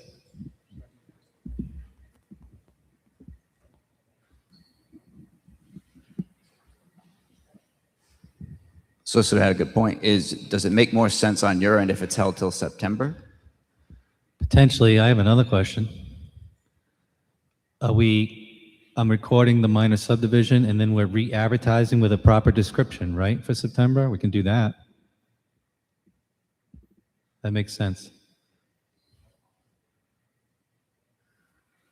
I think if you're looking to entertain other steps in between, time gives us some flexibility to see if we can kind of square that circle. If we're rushed within a few weeks, it may be a moot gesture to begin with because of whatever steps you may be taking. So my position would be more time gives us the ability to decide if we can proceed through this vehicle or if we need to come up with a different one down the road. So it depends on what you do, but I think time gives us the flexibility to figure out how to address it in a very narrowly tailored way. I would agree with that. Just working with the clerk alone, the extra time helps both of us. We can always, depending on what steps you take, we can always have another matter brought up as well if this is not the best vehicle to do it with. But if this vehicle could work, then we can attempt that down the road. But my sense is August may not afford us enough time to take some of those steps. So just so I'm clear, because the acoustics in here are terrible, do you have any objection to if you have to choose between September or August, does it matter for you? September would be better. All right. We could record the minor subdivision. Heck, we could take the 93 units off the table altogether and just ask for a PDR on that new lot. Done. So Councilman Ricks, would September be acceptable for you? Yes. September 14th, I believe, is the September meeting. Does that mean you're comfortable modifying your proposed motion to hold accordingly? Yes. Is there any objection to that? And the second, I assume, is okay with that? All right. So now before us is the motion to hold until September 14th. Is there any further discussion? All right, seeing none, clerk will please call the roll. Yes. Mr. DeLuise? Yes. Mr. Foley? Yes. Mr. Kirby? Yes. Mr. Lattiser? Mr. Muto? Yes. Mr. Napa? Yes. Mr. Ricks? Yes. 8 yes to hold. All right, that brings us to our next matter, PCO 24-26, an ordinance amending the zoning ordinances of the City of Warwick, MJV Enterprises LLC, applicant 2281 and 2279 West Shore Road, Assessor's Plat 350, lots 84 and 661. This is public properties, so Councilman Ricks. Committee recommends open public hearing. For action, Councilman Muto. Second. Oh. The action is to open public. Seconded by Okay. Councilman Lattiser. Any discussion? Seeing none, clerk will please call the roll. Yes. Mr. DeLuise? Yes. Mr. Foley? Yes. Mr. Kirby? Mr. Lattiser? Yes. Mr. Muto? Yes. Mr. Napa? Yes. Mr. Ricks? Yes. All right, the public hearing stands open. We'll start with the applicant. Good evening, Council President and honorable members of the Warwick City Council. Attorney Joseph Brennan here on behalf of the applicants, MJV Enterprises LLC. Quick little just background, but I'm sure you are all familiar with this property. It lies at 2281 and 2279 West Shore Road. The existing property as it stands today is split between two zones. At the front along West Shore Road is a general business zone, and along the back is which is a landlocked parcel, is in an A7 zone. So in reality, the way that the zoning ordinance works, because the back lot doesn't have any access to street frontage, and these two lots are in common ownership, for zoning and building purposes, these are considered one lot, although the deeds and other descriptions may say otherwise. If anyone were to apply for a building permit, the city would consider this one lot already. as part of our application, just to make things clean, title searches, new buyer, new everything, we'll be merging these lots as part of the approval process into one lot. What exists there today is like a minor, small, like have been working on this property for like 3 to 4 years. So I refer to it as the TV shop. I guess it was an old commercial shop. It fixed TV repairs, had a couple of other small uses in it. And then there's another home, which is a single family home, which I've had, they're not arguments, but just discussions with the applicants and the city over time, because there's debate whether it's a pre-existing legal two-family from before when the zoning ordinance was created, or if it's an illegal two-family. But so everyone, only one family has been living in it. But this property just had a myriad of problems over the years, especially for the size of it.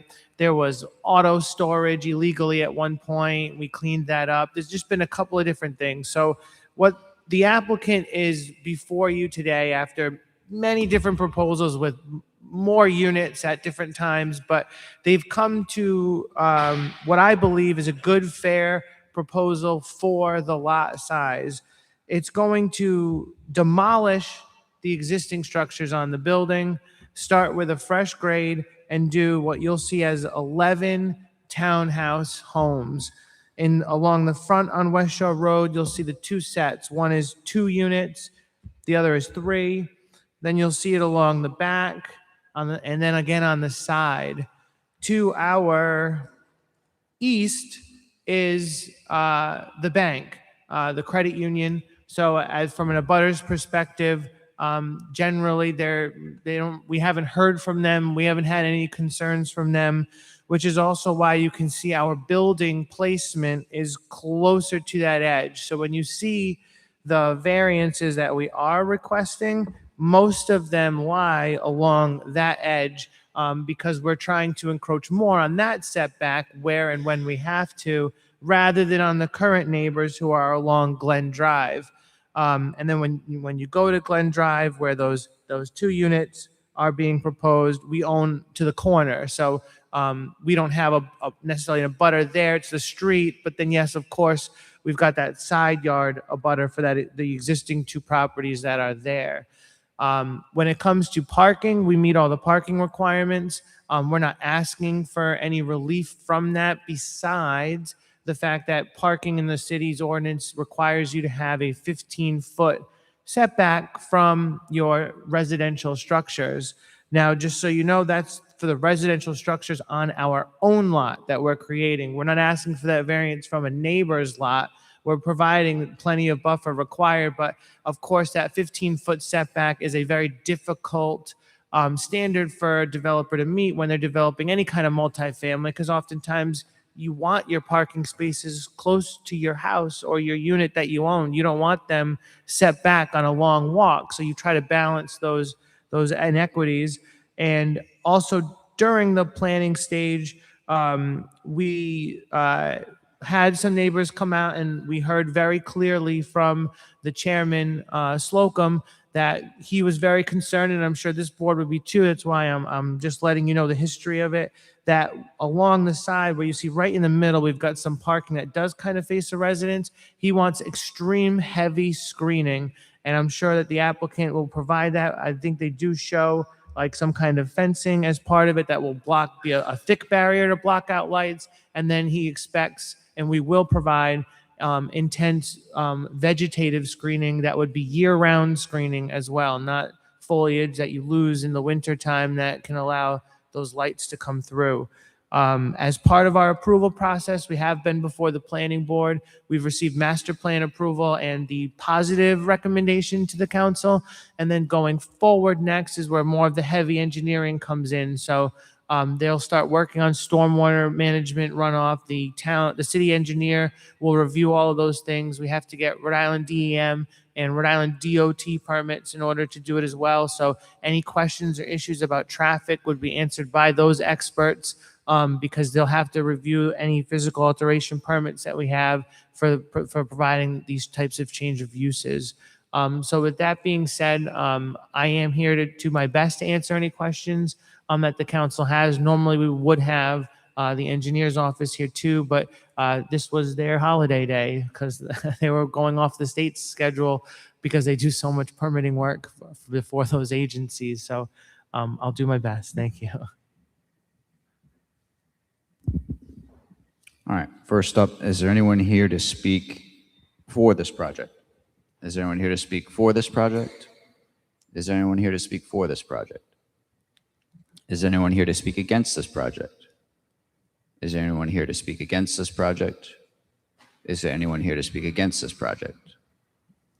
Is there anyone here to speak generally about this project? Is there anyone here who wishes to speak generally about this project? Is there anyone here who wishes to speak generally about this project? All right, seeing none, Councilman Muto.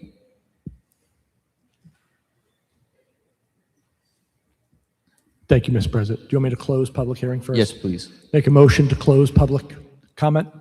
Seconded by Councilman Lattiser. Any further discussion? All right, seeing none, clerk will please call the roll. Yes. Mr. Foley? Mr. Kirby? Yes. Mr. Ladisa? Yes. Mr. Muto? Yes. Mr. Napa? Mr. Ray? Yes. 8 yes to close the public hearing.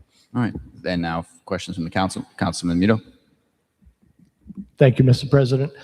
I've been intimately close to the discussions here and the neighbors. I will give credit to the developers. They have listened to the neighbors and the concerns with adjusting their setbacks and their designs. I will be supporting this motion.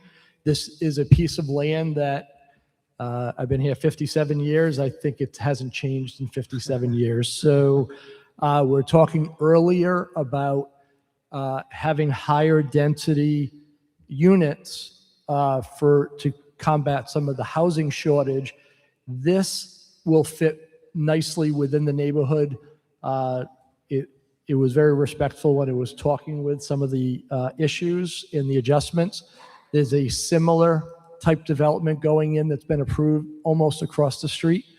So this one right here, I have no concerns with the new adjustments. So thank you very much for all the work. I agree with, it's been 3 years. 2 of them have been, talking with the neighbors, and I think this will be very good for our community and for our blighted property. So thank you so much. Any other members of the council wish to speak on this? Councilman Ricks? I'll try to keep it brief.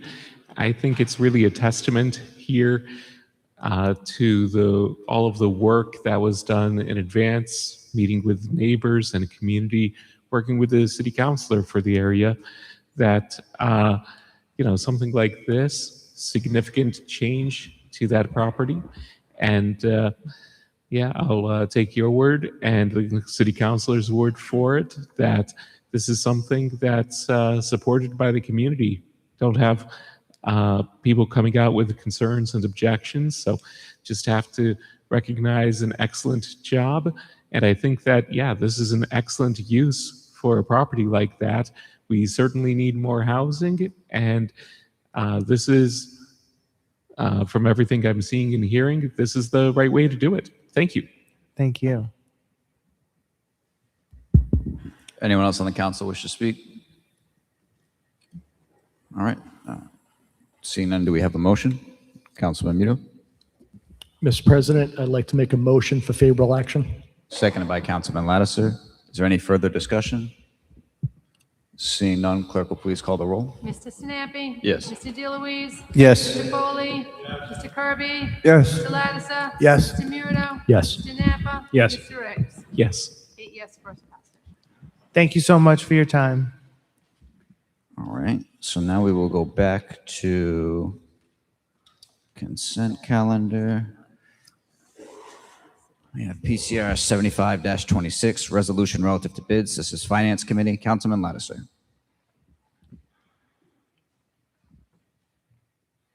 Committee recommends favorable action.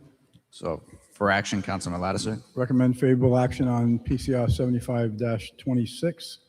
You mean move favorable action? Right. Move All right. move favorable action for PCR 5-26. We do have two PCRs removed. All right, and it was seconded by Councilman Mito. Is there any further discussion on the consent calendar, minus the items that were removed? Just to note, the two items that were removed was bid 2027-074, which has become PCR 7626, and bid 2025-237 has become PCR 7726, which will be dealt with after the consent calendar. All right, so any discussion on the remaining consent calendar? Seeing none, clerk will please call the roll on it. Mr. Snappy? Yes. Mr. DeLuise? Yes. Mr. Foley? Yes. Mr. Kirby? Yes. Mr. Lattiser? Yes. Mr. Muto? Yes. Mr. Napa? Yes. Mr. Ricks? Yes. 8 yes, consent passes. All right, so first up is bid 2027-074, which is now PCR 76-26. Councilman Lattiser? Oh, yes, Mr. Chairman. The recommendation was to move, it was moved to the floor. Alrighty, so first up, well, make sure I know which one we're talking about. Yeah, all right. So this is the purchase various police vehicles, was the first item that was considered by the Finance Committee. Does anyone have a motion for this so that we can actually discuss it? Councilman Foley? Second. Seconded by Councilman Napa. All right, so for discussion, does anyone have any comment? That wasn't raised in committee. Councilman Lattiser? This is a comment that kind of wasn't. At any event, as I stated in committee, I will not be voting in favor of this, and I put on the record my reasons for taking that position. That's the perfect way to do that, by the way. You can absolutely, and you should cite back to your committee comments. There's no reason to rehash everything, so thank you. Does anyone else wish to speak on this? All right, seeing no one, clerk will please call the roll on the motion for favorable action for PCR 76-26. Mr. Snappy? Yes. Mr. DeLuise? Yes. Mr. Foley? Yes. Mr. Kirby? Mr. Lattiser? No. Mr. Muto? Yes. Mr. Napa? Yes. Mr. Ricks? No. 6-2, motion passes. All right, next up is bid 2025-237, which is now PCR 77-26. Councilman Lattiser? Committee recommended favorable action with one no vote. With one what? I'm sorry. No vote. All right, so for action, Motion to move favorable action. motion made by Councilman Napa, seconded by Councilman Foley. So any discussion on PCR 77-26, formerly bid 2025-237, which was the pre-engineered metal building, Warwick Police Department? Councilman Lattiser. Same comments, Mr. President. I'll be voting no on this for the reasons I stated in the Finance Committee. Thank you. And same comment for me. Thank you for doing that exactly right. Does anyone else wish? Councilman Ricks? I'll just comment briefly that I do support the finance chair on this. Don't necessarily have an issue with, there's some need to be addressed here, but, well, I think that enough was said during the finance committee itself. Thank you. All right, just my own 2 cents. While I do plan on voting yes, I was not terribly thrilled. Oh, actually, am I mixing them up? No, this is the change order one, correct? Right, yeah. I wasn't terribly thrilled with the documentation lacking the signatures, although I'm confident that the documentation exists somewhere where it is properly notated and or that it was somewhat made irrelevant by the fact that the city accepted it. It's still not great, the fact that that's what we got provided, that's what gets posted for the world to see. Just a bad look, at a minimum. But that being said, that's my only real gripe. So clerk will please call the roll.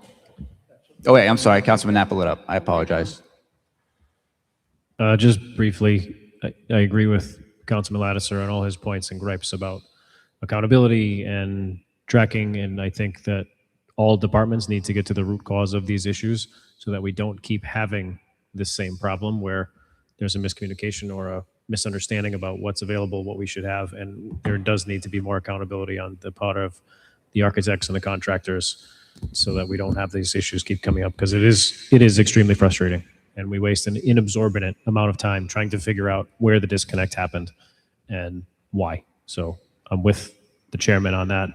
I share your concerns, Council President. So I do support the premise of this vote to get this done and get this paid and closed out, but share all the same concerns.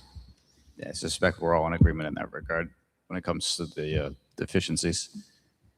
All right, does anyone else wish? All right, so seeing none, clerk will please call the roll. Mr. Snappy. Yes. Mr. DeLuise. Yes. Mr. Foley. Yes. Mr. Kirby. Yes. Mr. Lattiser. No. Mr. Muto. Yes. Mr. Napa. Yes.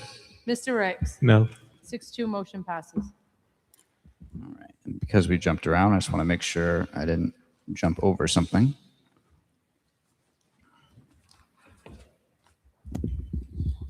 Correct. So unfinished business, PCO 22-25, an ordinance prohibiting camping on public property. This is ordinance. My understanding is that the request was to hold until November 23rd. That is correct. Is there any objection to holding until November 23rd? Seeing none, so held. Next is PCO 8-26, an ordinance establishing a real estate non-utilization tax. This is ordinance. My understanding is the request is to hold until August 17th. Also correct. Is there any objection to holding until August 17th? Seeing none, so held. And that brings us to new business, which there is none. On to unanimous consent. Does anyone have anything for unanimous consent? Seeing none, we'll stare at Councilman Since Foley. there's no further business before this honorable body, I move to a docketing session. Is there a second? All right. Any discussion? All in favor? Aye. All opposed? Any abstentions? All right, to the docket session we go. Ward 1. I have an ordinance in regards to no overnight parking on the easterly side of River Street. There is a traffic study. Public safety. Ooh, ordinance. Councilman Bricks. Pass. Ward 3. Pass. Ward 4. I just have one, but I don't know how to present this. The study was done and a decision was made by the state in 2024 regarding one of my constituents who just opened a cafe on West Shore Road, Cafe Namaste. She wanted me to inquire about a crosswalk where Cole Farm is, and they already denied this one time. They did a traffic study, but the neighbors, some other neighbors came to me and said, well, there was never a reason for anyone to go across the street. There was a laundromat, the liquor store's there. Now there's a cafe there. Well, traffic light may help, but State road, right? they did a traffic study, and they did a 3-year traffic study. And they also did a study, and they claimed that only one person in a 3-hour period tried to cross the road. So I don't know if, I'm just want to help them out. I don't know if we can do a traffic study. It sounds but like you're I think the requesting- same result is going to happen. I mean, it sounds like you're requesting the state do another traffic study. So it could be, rather than trying to figure out the fine details now, which we shouldn't, we can at least say, a traffic study regarding West Shore Road, and then we can figure out what to do exactly. Yeah, I recommend docketing a resolution regarding safety enhancements for that area. Yeah, between like Cole Farm and the fire station that's there. And we can assign that to intergovernmental. We've had a few of those pending before. We'll see if we can get a different answer. All right, do you have anything else? No, that's it. All right, Councilman Lattiser, Ward Thank 5, you. sorry. Ward 6, I'll circle back. Ward 7? Pass?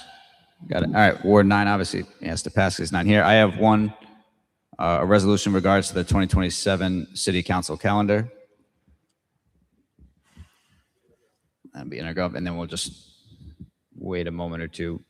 We'll hear from Ward 6.